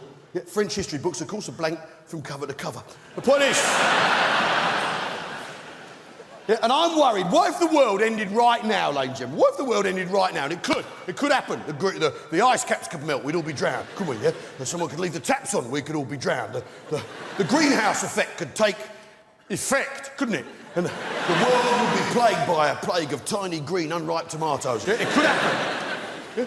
Well, the Chinese, all of them, Chinese, all at once, all of the Chinese, all of them could jump up and down, like that. And crack the Earth's crust. It could happen, Will. The thing with you, Will, is I'm worried. What if the archaeologists of the future, in a million years' time, you know what archaeologists are like, ladies and gentlemen? Yeah? They dig a hole, they find one leather shoe, and then they can paint a picture of an entire bloody city based on the strength of that one leather shoe. What if, in a million years' time, they find you, Will, the sole surviving remnant of all human civilization? Yeah? They're going to think we're a bunch of wankers. It's not personal. It's for the sake of everyone else, my friends. Well, if in a million years' time they find you at the bottom, they find an asthma inhaler, a tub of E45 cream, a book of blank verse, some subtitled French films, and the manual for Windows 7. And they look at you and they look at us, and we will be judged. So, I'm offering you something, mate. What I want to do right now, for the sake of all mankind, is fix you. Right now, live on stage. Yeah? Up you come, Will. Round of applause for Will. Up you come, son. Come on, son. Of course you come, pal. Welcome. Look at them all. It's Will, ladies and gentlemen. It's Will.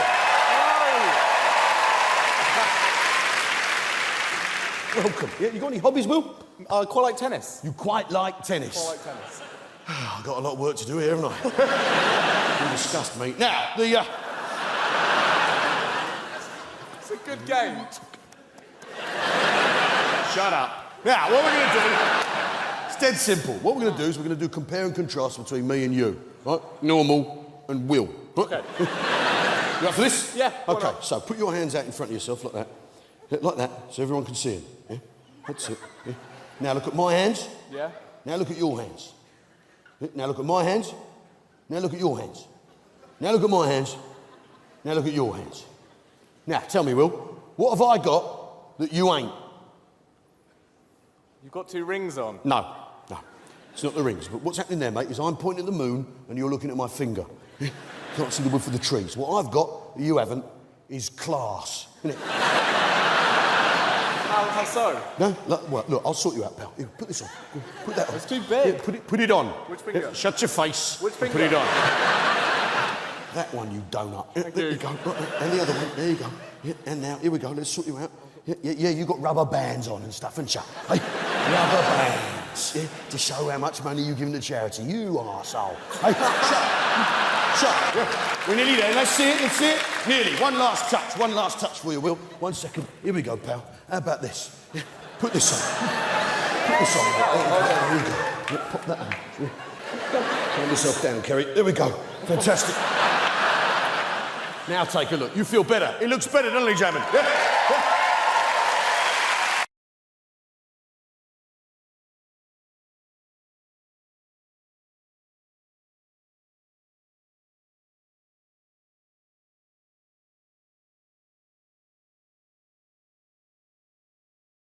I've got the memory of an elephant.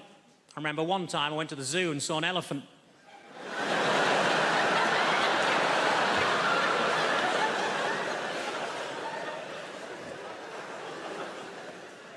I was disappointed to find that Dunkirk wasn't actually a biography of William Shatner.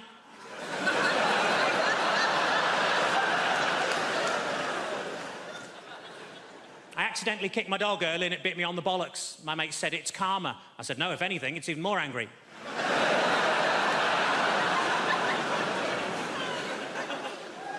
I tell you what always catches my eye, short people with umbrellas.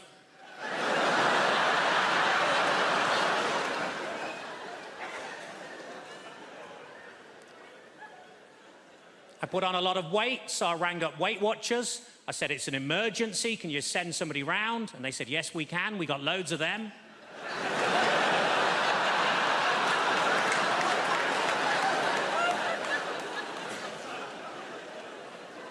I was actually thrown out of Weight Watchers for making sarcastic comments at the weekly weigh-in. As you can imagine, I accepted the decision with huge grace, because they threw her out as well.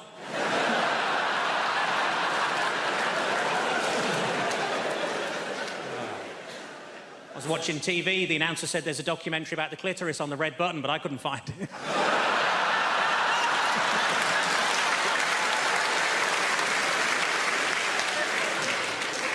I was in a fancy lingerie shop. I said, are these knickers satin? He said, no, they're new.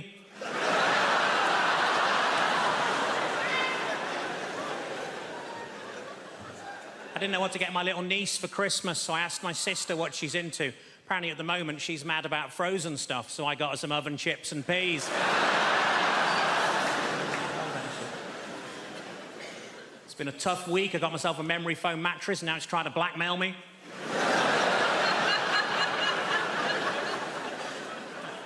As a child, I was made to walk the plank. We couldn't afford a dog.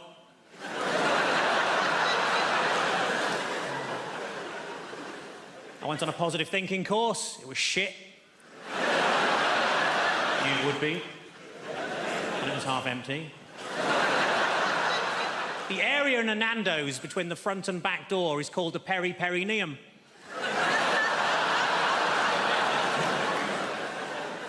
What I like most about that joke is that people who know what a perineum is usually haven't heard of Nando's.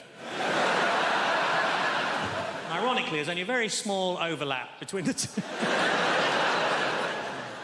The doctor told me to lose some weight. I said, how? He said, don't eat anything fatty. I said, what, pies, chips, that sort of thing? He said, no, just don't eat anything fatty.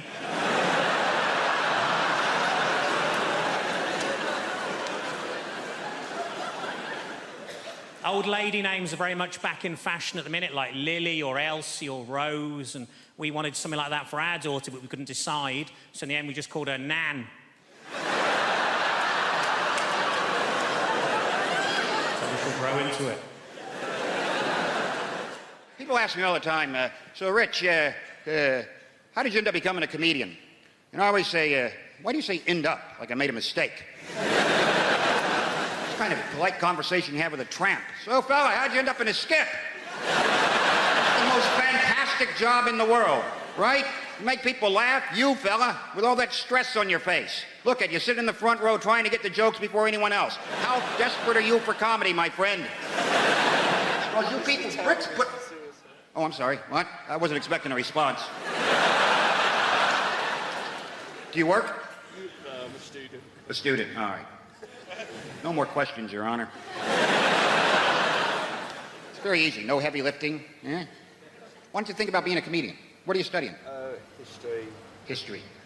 That goes back a long time, doesn't it? Why don't you try American history? A couple hundred years. Boom, you're done. Listen, here's the thing, all right? You just say intelligent things stupidly. That's all there is to being a comedian. Or maybe it's stupid things intelligently. It's not rocket surgery. I'll tell you that right now. That's what I get asked all the time. So I bet you were the class clown. Were you the class clown? Screw you. Why would you suggest I took a childhood disorder and turned it into a career, you prick? No one ever says to a hooker, were you the class whore? I bet you were the class whore, weren't you? Let the mystery be. I love watching Brits snap. That is the greatest thing in the world. When a Brit snaps, you don't even know they've snapped.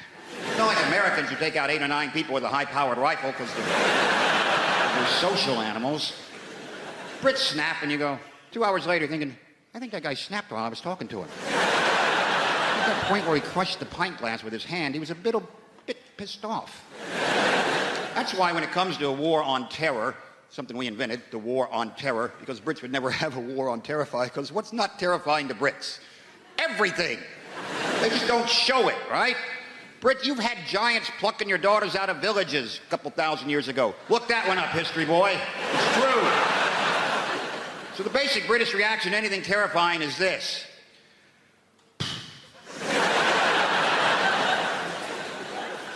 How much is this going to cost? You can't really terrify. That's why I'm pretty sure the war, the whole terrorism thing, I think the terrorists have just kind of given up on Britain, because what can they possibly do, right? Listen, I would never compare the scopes of tragedy of, say, the World Trade Center to the bombs that blew up in London, but the reaction is completely different, right? America still has this entire culture of fear about terrorism. It's basically manifests itself by terror alerts being scrolled across the bottom of the TV screen by color. No explanation whatsoever. Just today's terror alert is orange. Now back to our show. Oh, what the hell was that? What does that mean? Orange, that's hunting accidents, roadworks, right? That's not good. It means be very, very aware of terror. So dwell on it now and then. Whereas in Britain, they blow up the buses in London. Next day, people are back at the bus stop waiting for the bus, right? And complaining about it because they're Brits. Bus is late. I mean, it's late. The one yesterday blew up. Yeah, well, that was yesterday. Today's today. I live in the present and the bus is late. That's why when you watch a Brit snap, right, you got to get really close to them. They'll pick a high street and just corkscrew for a while. That's...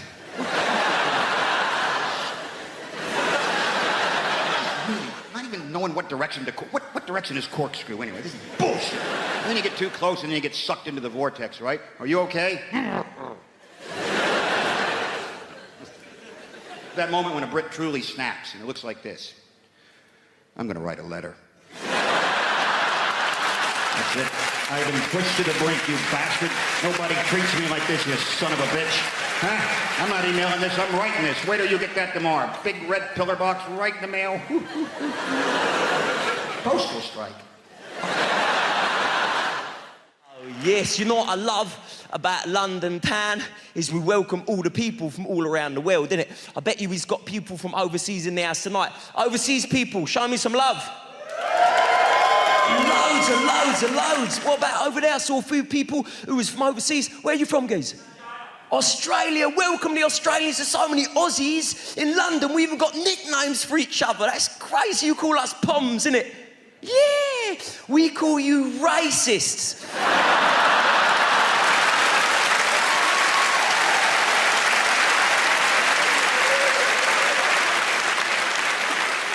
Welcome, you legend, my man. Do you miss it out there, all the beaches and the barbecues and all that?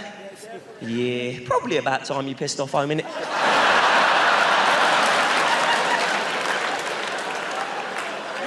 Jokes, jokes, jokes, you legend. It's just banter. Do you know what I mean? We'll have a drink in the bar afterwards? Yes. Promise you'll serve me first, though.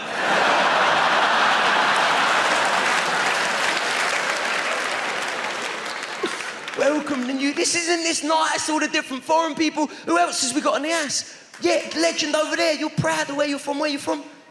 Wales. You idiot.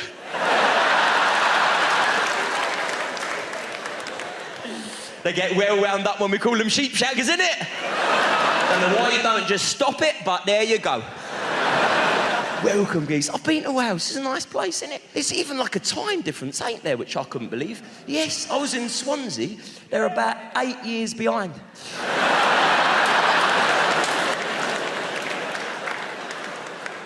Welcome to Wales, man. Who else has we got in? And it's nice. What's that, you legend? Kenya. Kenya? Oh, welcome, you legend. I got African relatives of my own. I feel like there's a bond there. I never knew I had African relatives until I got an email out of the blue about 2 weeks ago.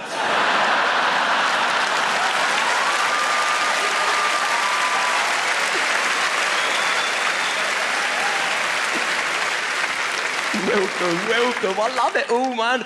All the different cultures, all the different things, different accents. Ain't that fun? Everyone's got different accents. I hear different accents, I think of different things.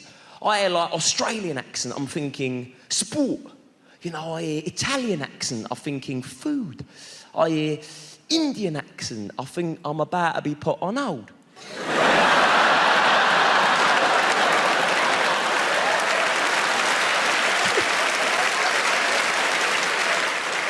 Welcome all of yous, man. Welcome all of yous. Because that's the thing about London, we do welcome ya. You know, come along, have a giggle.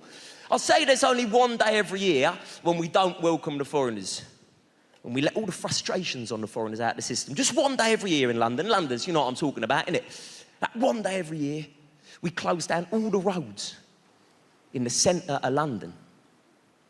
Thousands of people chase after these 5 Kenyans.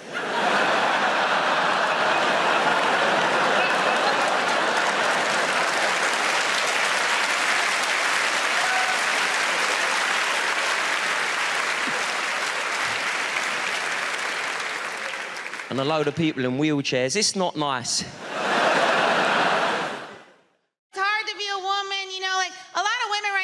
Posting naked or almost naked pictures online to show how confident we are. And in all the comments, other women will be like, "You are so brave." Well, I really just think that means not a model.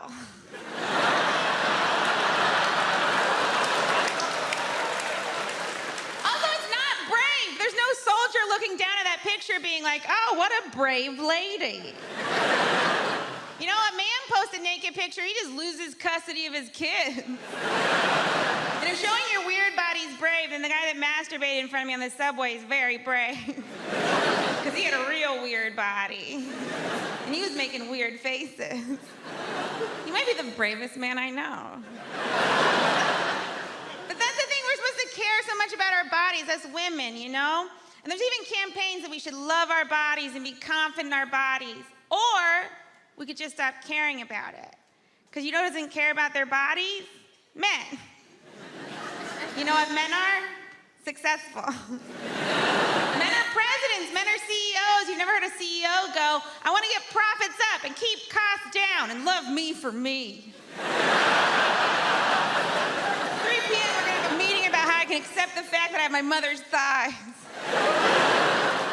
You know who should care about their bodies? Men. You have weird bodies, men. You're gross. Your balls are gross. I've never seen a guy be like, "Oh, I can't wait to get his pants off and see that weird bag of stuff between his legs." What is it? It's like when you go to a haunted grapes.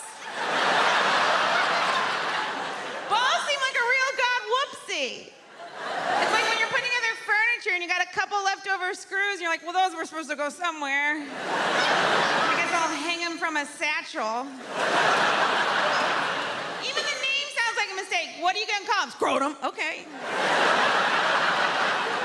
This is how you knew God didn't care about balls at all. Everything else important, he covered in bone. Balls, he was like, let them fly.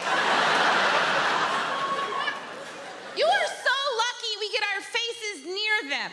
If a woman puts your balls in her mouth, you should pay her a lot of money. And not in like a prostitute way, in like a, I don't know how else to say thank you. This is a very nice thing you just did to me. And you didn't get any pleasure out of it. There's not a single woman that's like, that's what does it for me. You were more of a saint than Mother Teresa for that. There's no way she ever did it. I get one wrinkle, my career is over. I had to put paint on my face just to leave my home. And you guys get to walk around those wrinkly, dangly bags of crap. You should have to put makeup on them. At the very least, googly eyes. I don't know if that'd be better or worse, it'd be fun. He's happy, he's sad. He lost his boner. And I don't know how we ever let you guys get away with calling our boobs saggy. Your balls are saggy. You should wear a bra. And you make it fancy.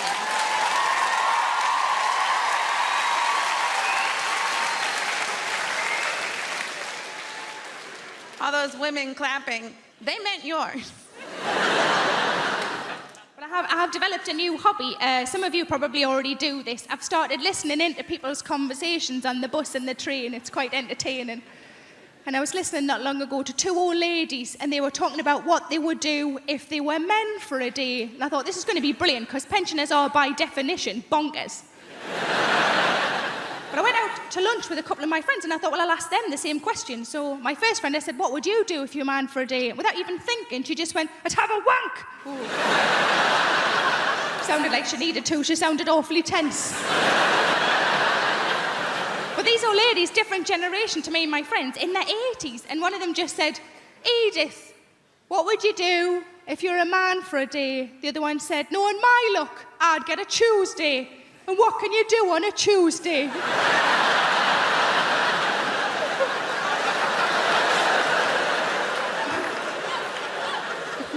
My second friend, I said, what would you do if you're a man for a day? She just said, I just do everything. And I thought she meant like in a sexual way. And I said, is that what you mean? Like you just do everything? And I said, is that what you mean? She went, no, just all the little jobs round the house. But I've been trying to go on a diet. I'm not really very successful. But I find that whenever I go shopping and I can't get into things, you know, when you try clothes on and you're the size you weren't expecting to be, I just come home and I put on a song, and the song is Big Girls Don't Cry. You know the song? There's a couple of versions of it. Big girls don't cry. Such a load of rubbish, that, isn't it? Big girls don't cry. Yeah, they do. Cry because they're fat, cry because they can't get a boyfriend, and they cry because there's no trifle left. But I was on holiday in Spain last year, and I'm bragging, I know, and outside the hotel was a lovely pool, and I wanted to go in the pool, of course I did, but I'm not overly confident with my figure in a swimming costume, and I was watching the women who were walking in the pool, and these were like tiny, you know, these wafer-thin, tiny women. And I thought, I'm not going to walk in with one of them. If I walk in with one of them, people are going to think I've bloody eaten one. And I wouldn't anyway, because there's no meat on them.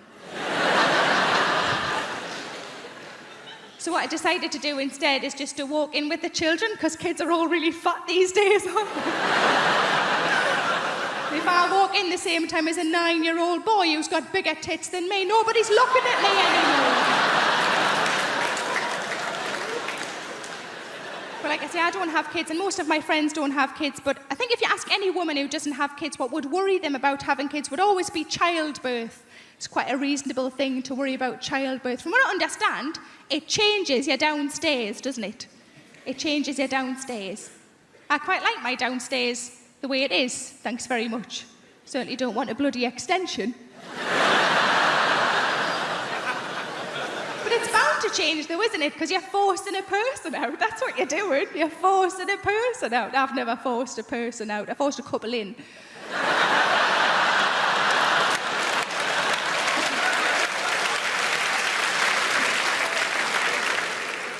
With a shoehorn.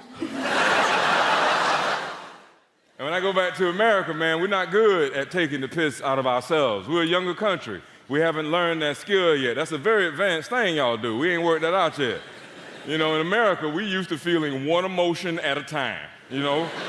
And just, you know, we get mixed up like that. It's just, in America, too, we love catchphrases. We love slogans. We love stuff like that. And we found a way for justification to sound like empowerment. That's right. We have phrases like, be true to yourself, follow your heart, follow your dream. There was a movie a few years ago called Batman Begins, and it had one of them catchphrases, and Americans loved it. To conquer fear, you must become fear. Well, how the hell you do that? And it's just a way for Batman to justify being violent. I can take that same phrase and justify whatever I want. If I gain too much weight, I can justify it by going, to conquer fat, you must become fat.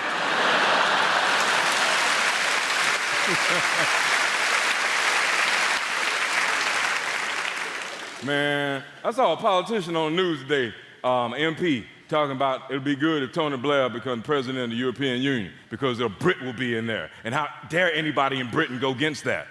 Well, how about the best man for the job? How about that?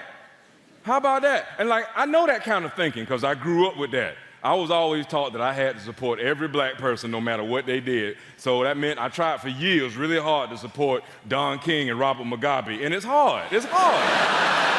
I tried. I swear to God, I tried, man. A few years ago, I was watching Wimbledon and Serena Williams playing. And I'm not a fan, but I admire her game. She got a strong game, and not just the physical, but the psychological. Every time she hits the ball, right, she makes this grunt. It's like this, and that's a hell of a psych job to do on your opponent. Every time you hit the ball, you release this guttural grunt that's like, It's like what you're saying is, with every fiber of my being, I'm trying to kill you. Imagine playing somebody in checkers like that.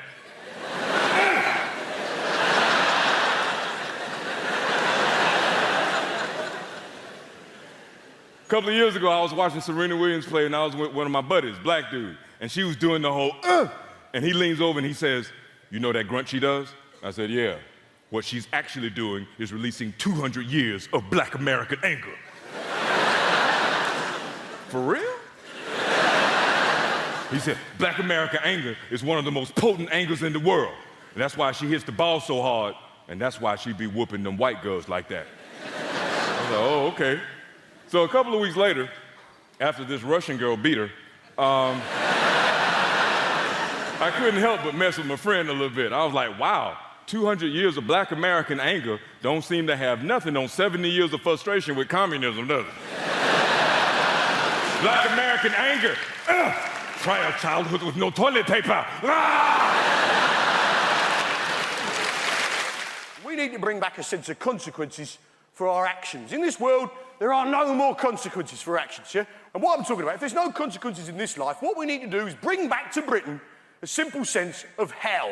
The idea, if we screw up in this life, right, we will burn in sulphur for all eternity in the next life. Now, this is quite a tough sell, right?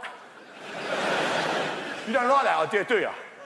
Right, but hear me out, this is a good idea. We got any Christians present? I need your assistance. Any Christian people here this evening? Yeah, in the pink shirt. What's your name, son? Josh. Fantastic. You a Christian? So you understand the idea of redemption, eternity, yeah? Resurrection, eternity in particular. And I do too.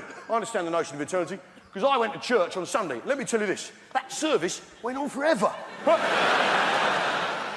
If it took me an hour to open a bottle of wine, I'd be drummed out of business. Now, the point is this. How long does it take to own a packet of crisps? Get on with it. Now, we need to bring back... Now, the problem with the idea of hell is no one's frightened of it. Now, I'm going to describe hell for you now and none of you are going to bat an eyelid, right? And while your body's boiling in the mouldering in the grave, we'll take your soul and boil it in boiling oil for 1,000 millennium. Then after that, 2 sulphurous demons, emissaries of Satan himself, will come along, pull out your kidneys and set fire to them on the red-hot coals of hell itself. Then after this, another demon will come along, pull out your eyeballs, stick them on a red-hot poker, burn them on the hot coals of hell, and stick them up your arsehole, and they'll come out your own mouth with the shit on it. And this will go on forever. So you're not bothered by that, are you? In fact, most of you are laughing at it. Huh? In fact, most of us, being British, are thinking, well, come on then! Got yourself the devil! And that's the interesting thing about hell, isn't it? When you describe it, when someone describes hell, it tells you everything you need to know about that person, right? And what he's like and what his people are like. And I describe hell then in a normal British accent, which tells you that we, the British, are stoic, tough people who could take absolutely bloody anything. Right? And that's the interesting thing about hell. It tells you about the people telling you about it. Hell, in a French accent, for instance, sounds like a recipe. And while the body is lying down and the worms inside the flesh, we take out the soul and place it in very hot oil for a long time. Then, once it is tender, 2 demons come together at once, remove the kidneys and place them on the hot coals with a little white wine vinegar, some sea salt, and some rosemary, and cook them till they're brown on the outside, but still pink in the middle. Then after this, we take the eyeballs, place them on the hot coals, cook them till they're crunchy on the outside, runny in the middle, on the hot poker, stick them up the arse, they come out the mouth with the shit on. It is delicious. Absolutely delicious. Hey, you see? Perverts! Perverts, basically, yeah? Hell in a Dutch accent sounds like a pretty good stag do, doesn't it? Hey, and while your body is lying down, we'll take you to the hottest place you can imagine. Imagine the hottest place you can go, yeah? Now go even hotter. And 2 demons will come together and rub oil all over your body. 2 demons together. 2 demons together at once, and then you would take out your kidneys. Oh, your hot kidneys. Your hot kidneys. And place the kidneys in a hot place and cook the kidneys till they're hard, until your kidneys are hard. And then take out your eyeballs and stick them in your bum hole. And this will cost you 45 euros. Hey, I mean, really? Sounds like an agreeable weekend. I was such a fat kid. My mother used to buy bathing suits with blowholes in them. It was just... But my parents, I don't want to go into my childhood here because it's wrong. My parents hated me, okay? We're all going to hear the story, aren't we? My parents hated me too. My parents, all I ever heard growing up is, why can't you be like your cousin Sheila? Why can't you be like your cousin Sheila? Sheila had died at birth. They just hated me. Whenever we would go like in front of a street, each parent would take my hand, hold our hand, we're crossing the street, and then they'd swing me into the traffic. They used to say, take candy from strangers. Ask the funny man in the raincoat, does he own a van? No, I had a very bad childhood, and that's because, and I'm sure none of you give a damn, but I was the only Jewish kid, this is the absolute truth, growing up in an all-Catholic neighborhood. You know what that's? The Irish people. Only Jewish kid in a Catholic neighborhood. You know what that's like? You were all doing Hail Marys, I was doing Hail Murrays. I mean, it was just no Christmas tree. No Christmas tree. Do you know what that's like when you're the only kid without a Christmas? Because everybody has Christmas trees. And nowadays, it's like, well, we do it for all faiths. That's such bullshit. Yeah, we walk into an office building, and there's a Christmas tree, and there's a menorah. Bullshit. The Christmas tree goes up, up, up, up, up, up, up, up, up, up, up. There's like a little shitty menorah with 2 orange lights that some angry Puerto Ricans lit backwards. I mean, yes. Juan, you lit those lights backwards. Fuck you, you killed our Lord. I mean, it is just... So, I'm at the age where I figure, screw it, I'm gonna have a Christmas tree. I got the biggest Christmas tree I got a 2-story high Christmas tree. I put everything you could think of on that. Up, up, up, up, up, gorgeous, gorgeous, gorgeous. On the bottom, I got the manger. I got the whole goddamn thing going there. The wise men, the sheep. The only thing is, I have the baby, but I'm Jewish. I got him a nanny. It was just, oh yes. And I redressed Mary. She didn't look good. That stupid thing over her head. Come on. I put her in a Chanel suit, Manolo Blahniks, and a Louis Vuitton pocketbook. You're the mother of God. Look it. It is just... Am I wrong? If she had looked like that, she would have gotten into the inn. Yes. The point is, it's about looks. Mary, she looked good. She would have done better. Mother Teresa, oh, don't give me, oh. Mother Teresa, if she had looked better, she'd be a saint by now. Was she a bow wow? Yes. Did she need electrolysis? Let's talk to each other here. Even lepers were throwing their fingers at her. Here, get away. Because it is all about looks. This is my message, Great Britain. This is my message. Looks count. Education, looks count. I have no sex appeal, and it has screwed me up for life. Peeping Toms look in my window, pull down the shade. You have no idea. My gynecologist examines me by telephone. It is just... I have a theory that masturbation is a kind of summoning spell for your own rational mind. Because we're all so driven by hormones and by desire. Sometimes you've got to have a wank to speak to your real self. You have a wank, you go, oh, I should have shagged my ex one last time. I'll text her, I'll meet her, I'll shag her. And then you come and a little voice comes on in your head that goes, yeah, don't do that, mate.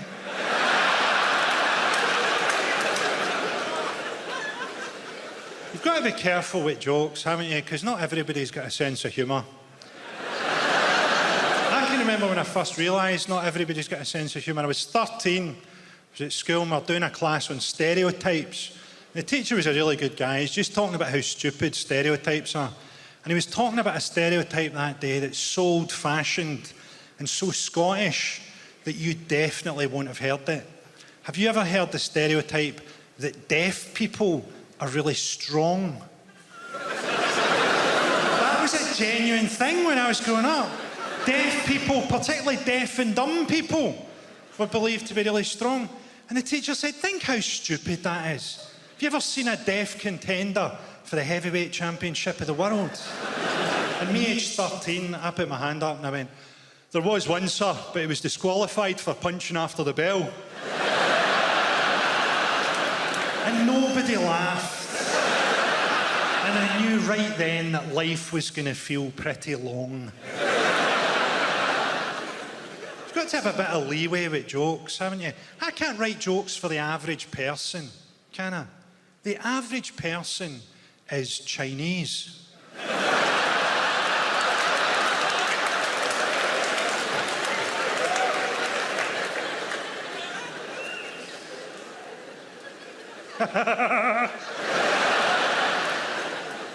So I'm from Glasgow, a city where people think that hepatitis B is a fucking vitamin. To explain Glasgow's attitude to you, this happened to me recently. I was having a wee snooze in a park, because my career's been going really well lately. I was having a wee doze under a tree, and a guy came up to me and he went, do you know your problem? You're fucking unapproachable.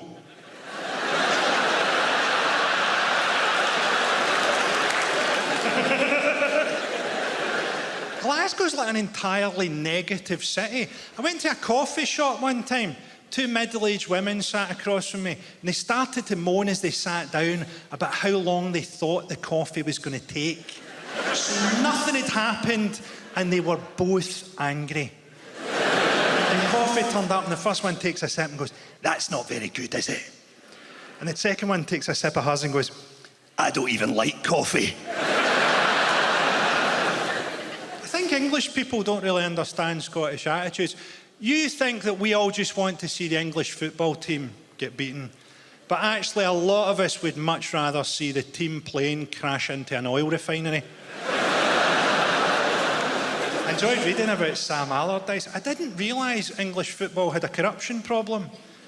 I thought the only problems in English football were racism, sexism, homophobia, match-fixing, gambling, sexual assaults and the failure to perform at major tournaments.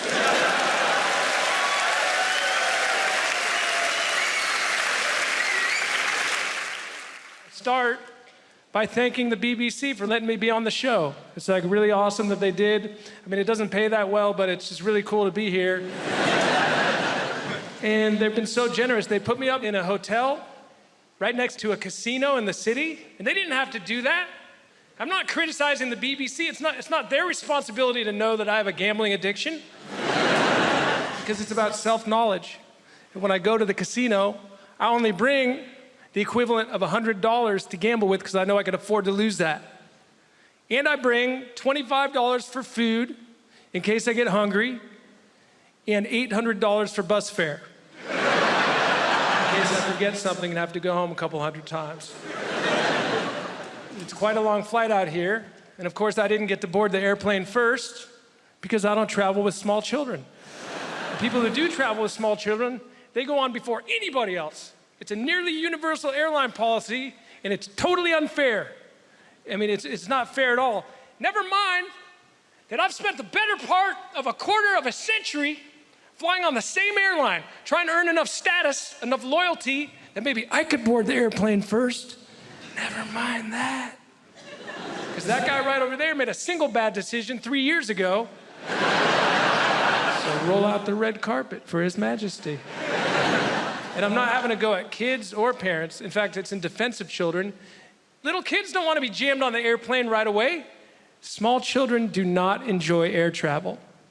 And they've been making this abundantly clear for as long as I can remember.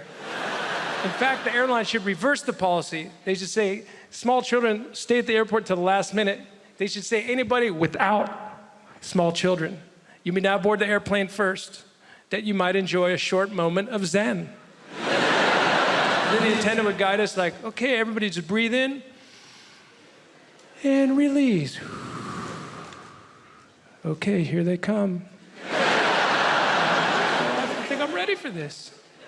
But I also want to admit, in the interest of being open-minded, that I don't know why the kids got aboard first. And maybe there's a really good reason why the kids got aboard first that I don't know about, because I don't get to go on there with them. So I don't know what they do in there. I mean, maybe they got to do like a pre-flight sound check. I'm serious. Maybe they get on the airplane and they're like, wah, wah. Is that good in the back? Can you hear that? Is that sufficiently piercing? Okay, I'm almost ready to let them on. I just want to do a couple seat kicking warm-ups real quick here first. Check my distance. Get the volume up on that iPad. Turn the volume up on that iPad real good. I want people on the ground to hear me playing Angry Birds. You guys ever worry about the world? I get worried. I watched a documentary recently about how much the pollution from humans is destroying the environment. And after I watched that, I was so upset I couldn't even talk. I just had to go for a really long drive by myself and just think about shit. Alone in my Winnebago. Windows down, air conditioning up. A little bit of hairspray, because when I'm looking good, I'm feeling good.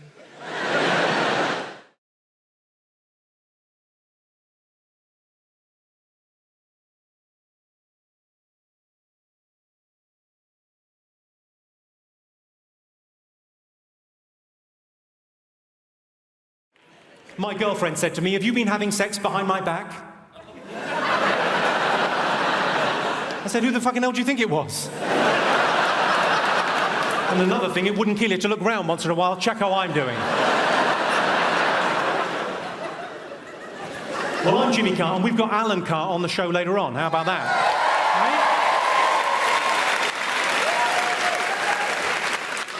I keep on getting mistaken for Alan Carr, so what I've done is I've stopped sucking men off.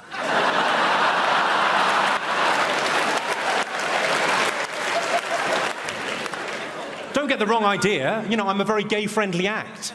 I was asked last year to judge Mr. Gay UK. I said, no problem at all. He's against nature and against God, and he's going to hell.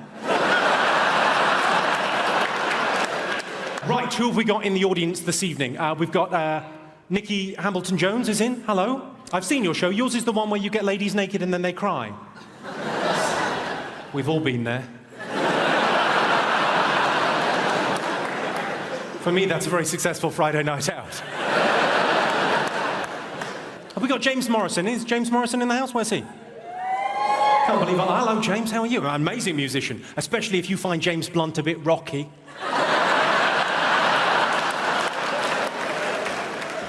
You Give Me Something's an amazing song. You Give Me Something is my favourite song ever about chlamydia. My favourite. I love it. Dean Macy's here. Where's Dean Macy? Dean Macy? You're our hope for Beijing, aren't you, in the decathlon? I love the decathlon. You know, it's where you do 10 different things, isn't it? Sort of jack of all trades, master of none. If you don't mind me saying. The 2012 Olympics is going to cost £8 billion, which is, you know, a lot of money. It's probably going to bankrupt London, but you can't put a price on 2 bronze medals in cycling.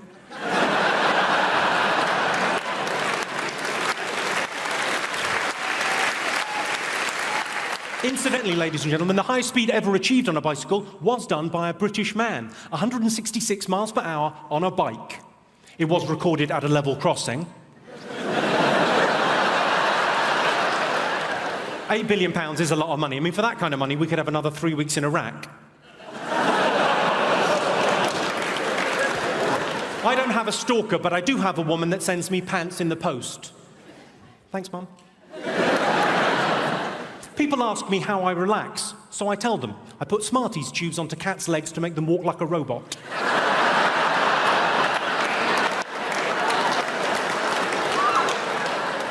If I'm really stressed, I make them go down the stairs. It's adorable, they look so confused. I realise some of you will be worried about the cat. Don't worry about the cat. If it's hurt, if it breaks its leg, it's already got a splint on. I should warn you, don't kick off this evening. I'm middle class, but I'm hard. Al dente, you might say. If you got the al dente reference, you're middle class too. Well done. I've got quite a posh voice, though. Would you agree with that, Hammersmith? It's quite a posh voice, but we've all got a phone voice. Mine's quite breathy. I quite like those phone sex lines. I like them because they're the only place in the world where premature ejaculation is an advantage. I once came in under 75 pence.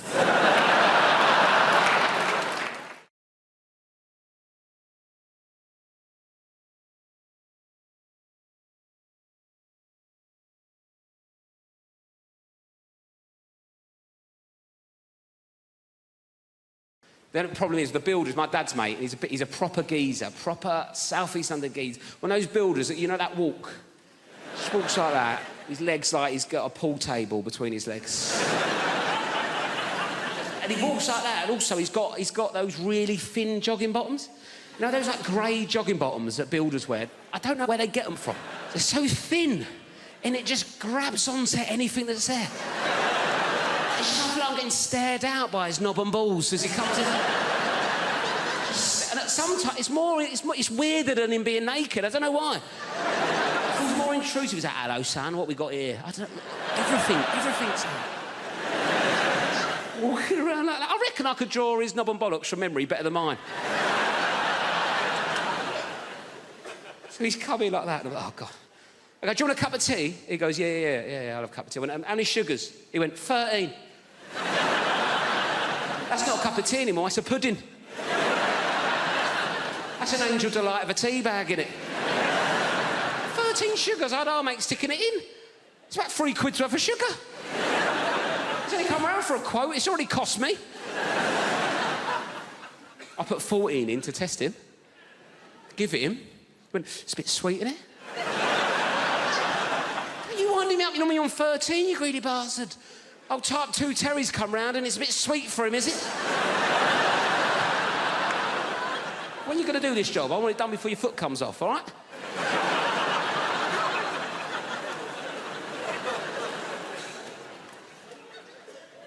Anyway, I had a Kit Kat in the fridge, right? I thought, right, let's get him back on side of Kit Kat, right? He's into sugar. I like introducing people to new things, see if he wants a Kit Kat.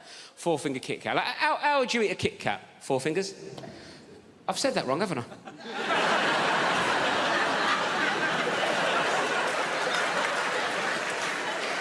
I thought you looked at me funny. Sorry, I said that like it was your name.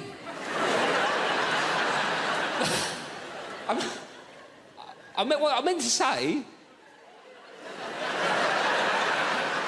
what I meant to say. I went to how would you eat a 4-finger Kit Kat? But I went, how would you eat a Kit Kat? 4 fingers.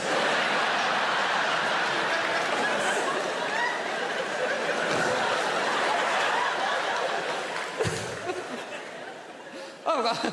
Hello, 4 fingers, how's it going? Who needs thumbs, eh? Me to smoke by the looks of things.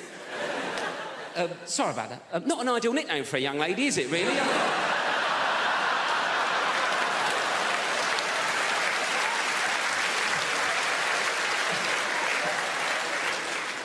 So what would you do? 1 finger at a time? Is that what you'd...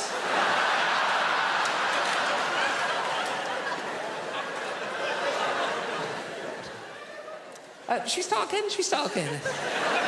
Sorry, what's your name? Anita. Nice to meet you, Anita. Sorry for calling you 4 fingers. Anyway, Anita, how'd you eat a Kit Kat? That's what I was going for. 1 at a time. 1 at a time, right. 1 at a time's a normal approach to a 4th.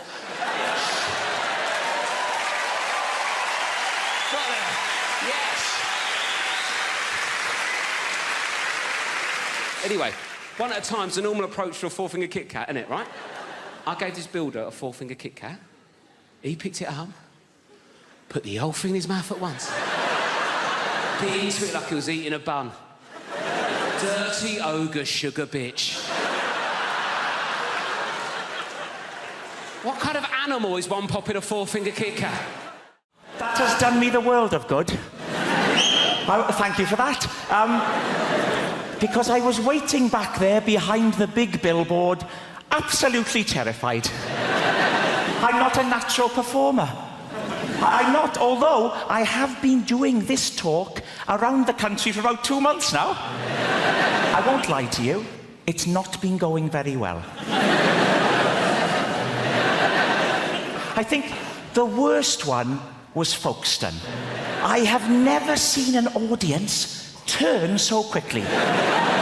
Rushing at the stage, anger in their faces. Refund! Refund! It was horrific. I'll try and paint a picture for you. Youngsters will know what I'm talking about. Are there any youngsters in the... You can relax, sir. Well, there's a youngster. What is your name, sir? Riyadh. What's that? Riyadh. Riyadh. What? Riyadh with a Z. Riyadh with a Z. All right, it's not Sesame Street.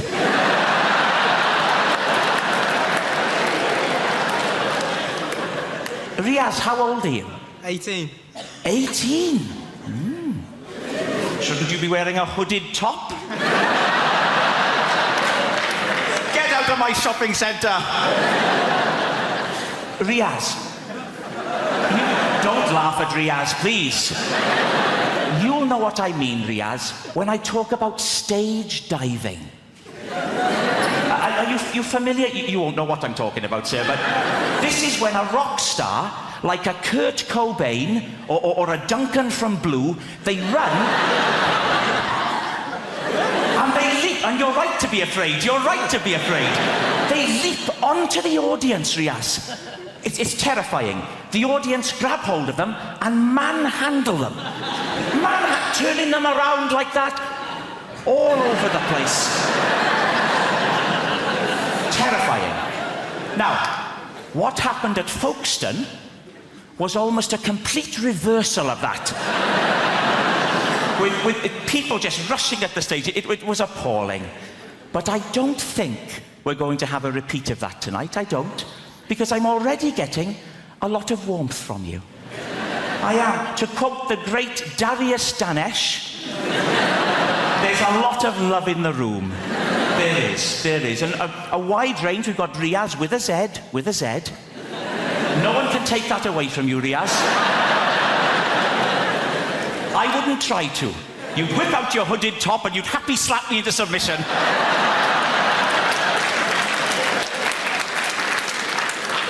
But it's a friendly crowd. We've got a proper... Look, here we go. Right down in the front, there's a chap here wearing a T-shirt with a slogan on it. Unbelievable. A grown man. What is your name, sir? Chris. Chris, with a Z? Riaz, you're one up. You're ahead. I'll bet there aren't many other people in the whole building who have a Z in their name, in all honesty. Unless Zebedee's joined us tonight, which I think is unlikely. So you're a Chris. Yes. Chris. And what's the idea with the T-shirt, Chris? Is it Rag Week? This is true, this. Does anyone know? I fail my test. Can anyone tell me what happens, right? If you're on your driving test and an animal ran out in front of the car, what are you supposed to do? Supposed to run it over. That's the right answer. If they say anything else is a danger to other road users. I'm on my test. Everything's going great. Suddenly, this goat ran out in front of the car. So I remembered what he said, and I kept driving. A few seconds later, I look in my rear-view mirror. The goat is fine. I've missed him by millimetres. Now, obviously, I didn't want to fail my test. So I slapped it in reverse like that. But I must have been chasing that little fucker through that field for 45 minutes before I ran over his head, and he still failed me. Where's the justice in that?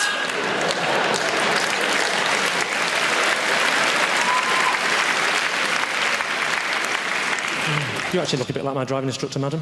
With those fantastic specs and that hair. You've gone for the old Eric Morecambe meets Demi Moore look, haven't you? That's fantastic. Actually, lend me those glasses for a second. Just, you do. What's your name, madam? Lyndall. Where are you from? Mordor? Lyndall. My name's Lyndall. Are you searching for a ring? That's Australian. Oh, fantastic. I'm not going to take the mickey out of the Australians. You're the same as us, aren't you? Different pronunciations, you know. You say yogurt, we say yoghurt. You have prawns on the barbie, we have yoghurt. You use KY jelly. It's yoghurt, I'm not explaining them all. You say BYO, we say good guess. The question was, how do you spell boy?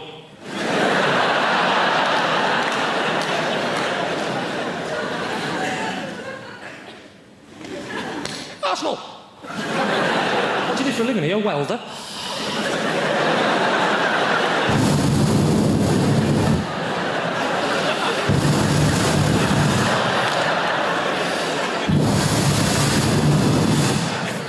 It's true, actually, my driving instructor wore glasses. This is the other issue for me as well. We're driving down the road. She said, what I'm going to do is I'm going to slap my hand on the dashboard. I want you to make an emergency stop as though a small child has stepped out in front of the car. Before he could put his belt on, or she, doesn't matter because I'm making it up, right?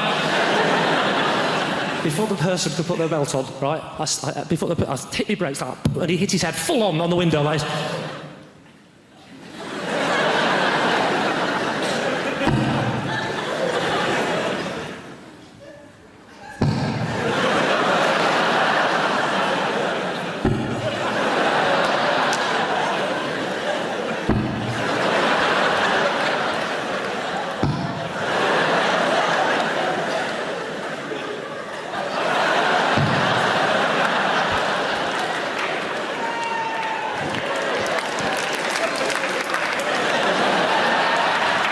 I'll just show it off now. Oh, bad job! Hey! Hey!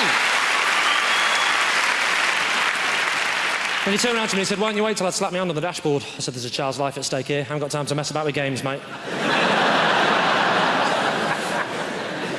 Oh, sorry, you didn't see any of that, did you? No, sorry.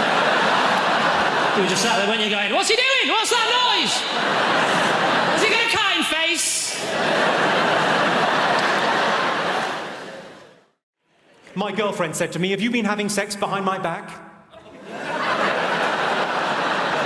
I said, who the fucking hell do you think it was? And another thing, it wouldn't kill you to look round once in a while, check how I'm doing. Well, I'm Jimmy Carr, and we've got Alan Carr on the show later on. How about that?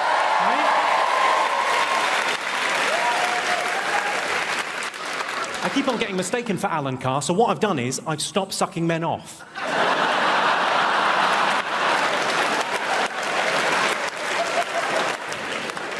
Don't get the wrong idea. You know, I'm a very gay-friendly act.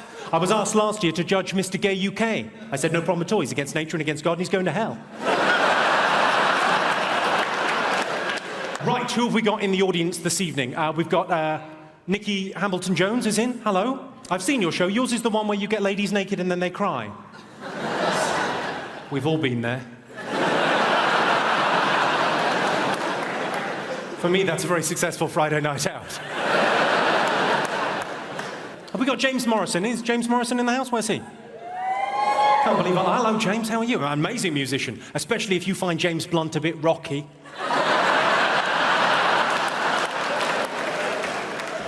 You Give Me Something's an amazing song. You Give Me Something is my favourite song ever about chlamydia. My favourite. I love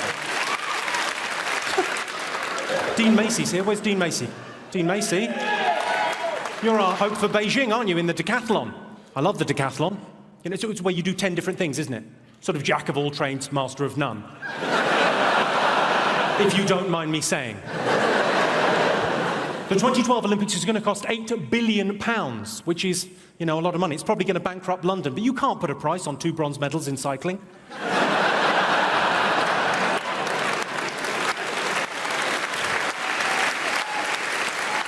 Incidentally, ladies and gentlemen, the highest speed ever achieved on a bicycle was done by a British man, 166 miles per hour on a bike. It was recorded at a level crossing. £8 billion is a lot of money. I mean, for that kind of money, we could have another 3 weeks in Iraq. I don't have a stalker, but I do have a woman that sends me pants in the post. Thanks, Mum. People ask me how I relax, so I tell them. I put Smarties tubes onto cats' legs to make them walk like a robot.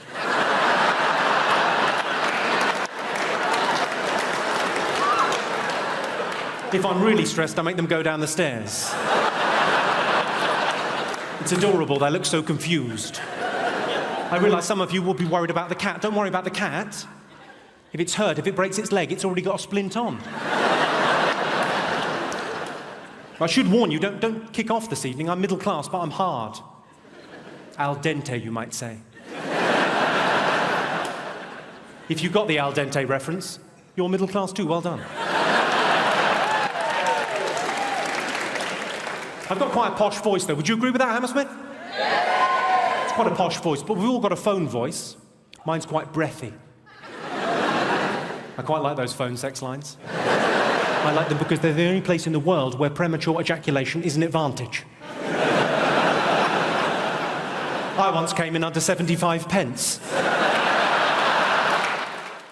You know, when you're in love with somebody, you rarely see them at work. You rarely see them doing the thing that they do and you can't. It's extremely attractive. Go follow your partner someday to work. If they're having an affair, it'll be a hideous conclusion. But just watch them doing the thing. It's really cool, because you can't do it, they can. You're going, I fucking look, you're fantastic, you're glorious. Particularly when they're saving a life. Jesus, you're there going, oh, you're beautiful, I love you, and you're making me look good right now. Yeah, she's my girlfriend, look at her, she's Gloria. She's saving her life, trophy bird, right? I had to be peeled off the doctor the day of the mini stroke. Seriously, she was underneath me going, that's very flattering, but could I deal with the situation first, right? And I was behind her going, no, she'll be unconscious for a while, yes. Apologise, she's actually in the room tonight. Sorry about that. But it is nothing more attractive than seeing the person. I mean, the doctor here, have you a partner there with you? Have you a boyfriend or a husband with you? Yeah, he's a teacher. He's a teacher, so he's not in the medical trade. My teacher friend, isn't it sexy? Have you seen her ever deal with an emergency, have you? Not yet. Not yet, he said loudly. Get her to run over one of these feckers on the way home tonight. Dude, it's extremely attractive, but the one bad thing is you're very clannish people, the doctors. They have a tendency to hang around together in little groups, right? Okay. My teacher friend, do you have to go to loads of social events where it's just you and doctor? Does that happen to you, my friend, does it? I hate it. Yeah, I know, it's a nightmare. I hate it, he said. I am articulating your pain, my friend. He hates it, ladies and gentlemen, because there's times I've been at dinner parties and it's doctor, and I'm the only feckin' muggles in the room, right? And they don't know half as much as you give them credit for. My friend, if you're ever at another dinner party and it's all doctors, feck with their heads. It's remarkably easy to do. If you're ever out with a load of doctors and they're going, well, today I performed a conductectomy. You just go, yeah, but what are hiccups? Exactly.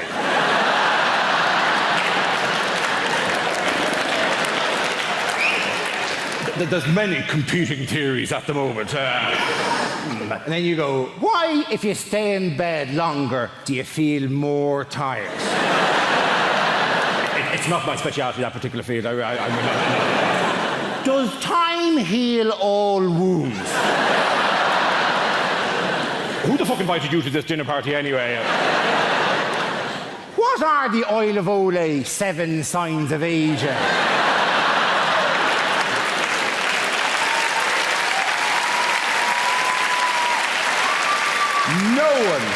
No one actually knows what the Oil of Olay 7 signs of aging are, right?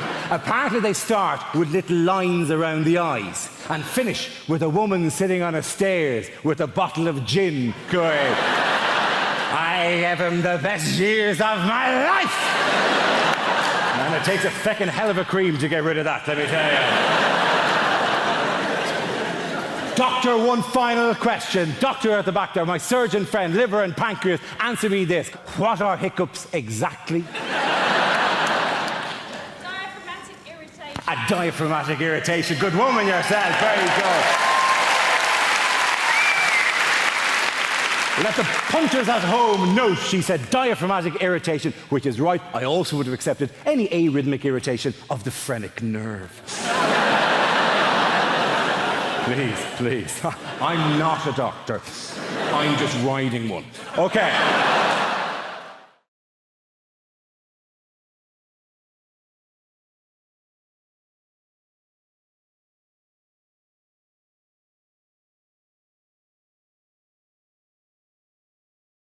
I don't know about you guys, but I feel like it's too expensive to be dating right now in this economy, man.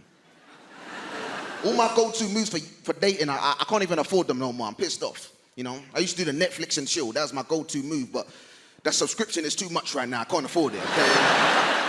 If I had to downsize, I tell girls, baby, we're gonna have to Wikipedia and chill. That's my new move right now. That's where we read the plot of the movie by candlelight, take it or leave it. Also, bring your phone, we're using your data, by the way. You better be on gift app. Okay, as you go, you gotta go. Those are the rules, you know. There's consequences to that, though. I had a girl break up with me just because I didn't have money, and she got a new boyfriend. He's a nice guy, I know, because I stalk him online sometimes. He's a really nice man. Treats my girl really well, he really does. He buys her expensive handbags and things like that, and that's when I realized I can't compete, man. I can't compete with that. I never even bought this girl a bag for life, not one time. That's true.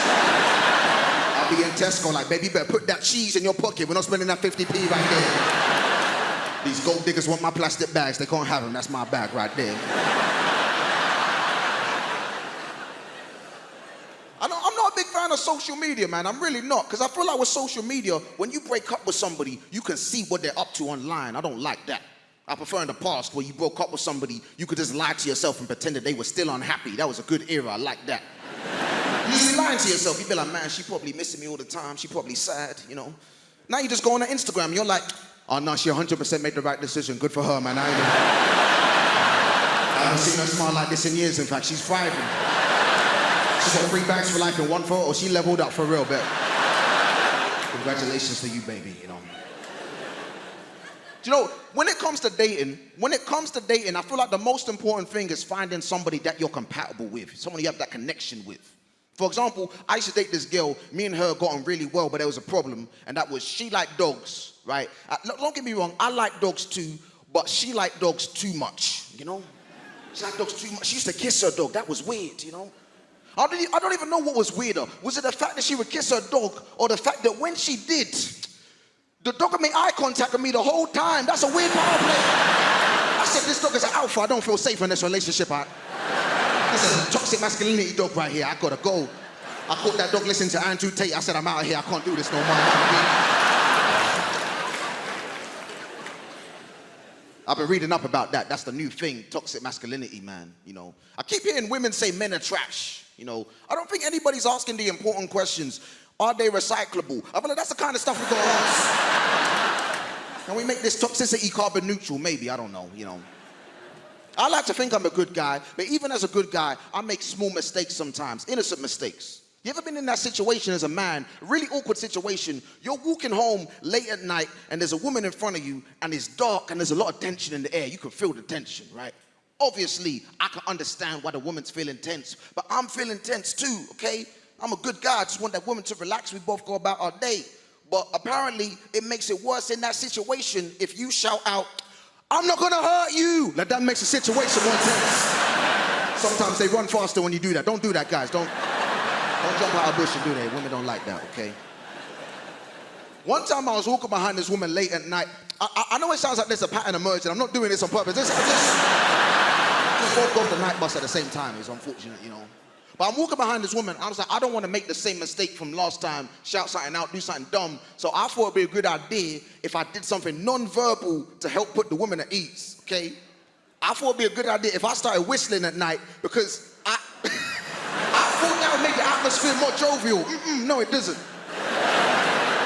Makes it way creepier to my surprise, actually. Especially if you're like me and you don't even know how to whistle properly. So then you're just a guy who's blowing in the wind in the dark real slow, like. Look like a creepy dinosaur, you can't do that.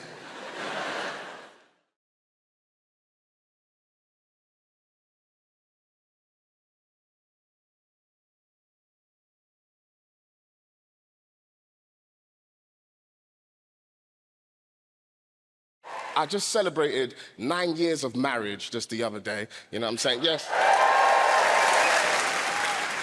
Thank you, guys. Thank you. 9 years married to the same person. Jesus Christ, man.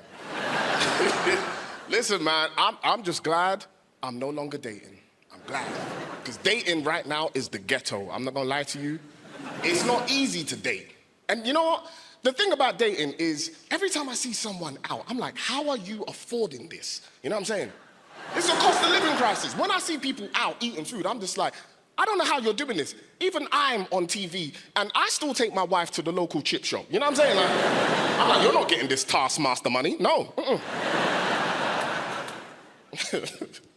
Nah, man. The dating. Back in the day, I used to get rejected a lot because I'm short. You know what I'm saying? Short guys, yeah, we don't get no love, man. Short guys. I'll be on the phone talking to girls, and I'll be like, you know, yeah, babes, I want to take you out. She'll be like, oh my God, how tall are you? I'll be like, yeah, I'm 5 foot. Hello? Hello? I am happy. I am married, and I've got 2 wonderful children. Me and my wife got 2 beautiful children, 8 and 1, right? Now, the 8-year-old, that's a boy, right? And my boy is crazy. Make some noise if you got sons in the building, make some noise. So you know what I'm talking about. Boys are crazy, right? It's not just me. Have you ever just looked at your boy and been like, what the hell are you doing? Every day, right? My son is obsessed with superheroes. He loves superheroes, right? Which is a bit weird in our household because we're like devout Christians, like especially my wife. We love going to church, right? My wife is definitely getting into heaven, 100%. Like, hopefully, I'm her +1. I hope, you know what I'm saying?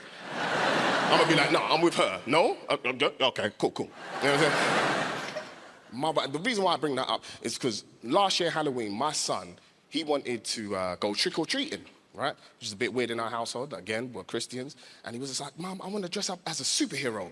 And my wife was just like, there is no superhero in this house other than Jesus Christ. So she dressed him for Halloween as Jesus Christ. This guy went out trick-or-treating, giving out bread and wine. You know what I'm saying? Like, he was like, God bless you. Yeah, God bless you too. Oh, God bless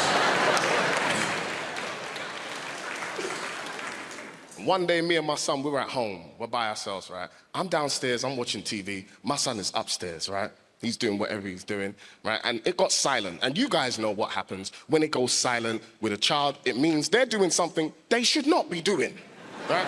And then out of nowhere, I hear a loud thud, just boom. I'm like, oh God, what's that? And then my son's just like, Daddy! So I run to the hallway, and my son is standing at the top of the staircase, dressed in a DIY superhero outfit, right?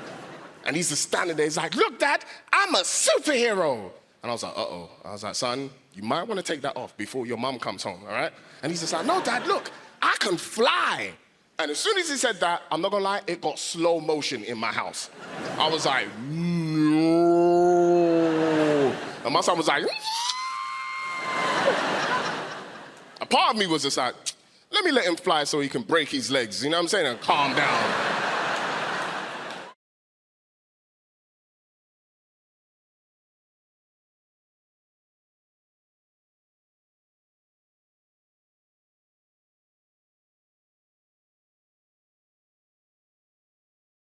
But I have developed a new hobby. Some of you probably already do this. I've started listening into people's conversations on the bus and the train. It's quite entertaining. And I was listening not long ago to two old ladies, and they were talking about what they would do if they were men for a day. And I thought, this is going to be brilliant, because pensioners are, by definition, bonkers. But I went out to lunch with a couple of my friends, and I thought, well, I'll ask them the same question. So my first friend, I said, what would you do if you were a man for a day? And without even thinking, she just went, I'd have a wank. Sounded like she needed to. She sounded awfully tense.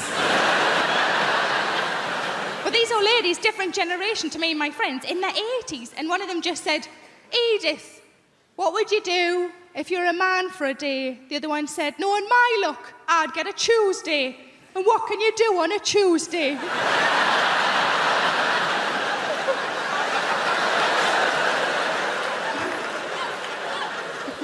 My second friend, I said, what would you do if you're a man for a day? She just said, I just do everything. And I thought she meant like in a sexual way. And I said, is that what you mean? Like you just do everything? And I said, is that what you mean? She went, no, just all the little jobs round the house. But I've been trying to go on a diet. I'm not really very successful. But I find that whenever I go shopping and I can't get into things, you know, when you try clothes on and you're the size you weren't expecting to be, I just come home and I put on a song, and the song is Big Girls Don't Cry. You know the song? There's a couple of versions of it. Big girls don't cry. Such a load of rubbish, that, isn't it? Big girls don't cry. Yeah, they do. Cry because they're fat, cry because they can't get a boyfriend, and they cry because there's no trifle left. But I was on holiday in Spain last year, and I'm bragging, I know, and outside the hotel was a lovely pool, and I wanted to go in the pool, of course I did, but I'm not overly confident with my figure in a swimming costume, and I was watching the women who were walking in the pool, and these were like tiny, you know, these wafer-thin, tiny women. And I thought, I'm not going to walk in with one of them. If I walk in with one of them, people are going to think I've bloody eaten one. And I wouldn't anyway, because there's no meat on them. So what I decided to do instead is just to walk in with the children, because kids are all really fat these days. If I walk in the same time as a 9-year-old boy who's got bigger tits than me, nobody's looking at me anymore. But like I say, I don't have kids, and most of my friends don't have kids, but I think if you ask any woman who doesn't have kids what would worry them about having kids would always be childbirth. It's quite a reasonable thing to worry about childbirth. From what I understand, it changes you downstairs, doesn't it? It changes you downstairs. I quite like my downstairs the way it is, thanks very much. Certainly don't want a bloody extension. But it's bound to change though, isn't it? Because you're forcing a person out. That's what you're doing. You're forcing a person out. I've never forced a person out. I forced a couple in.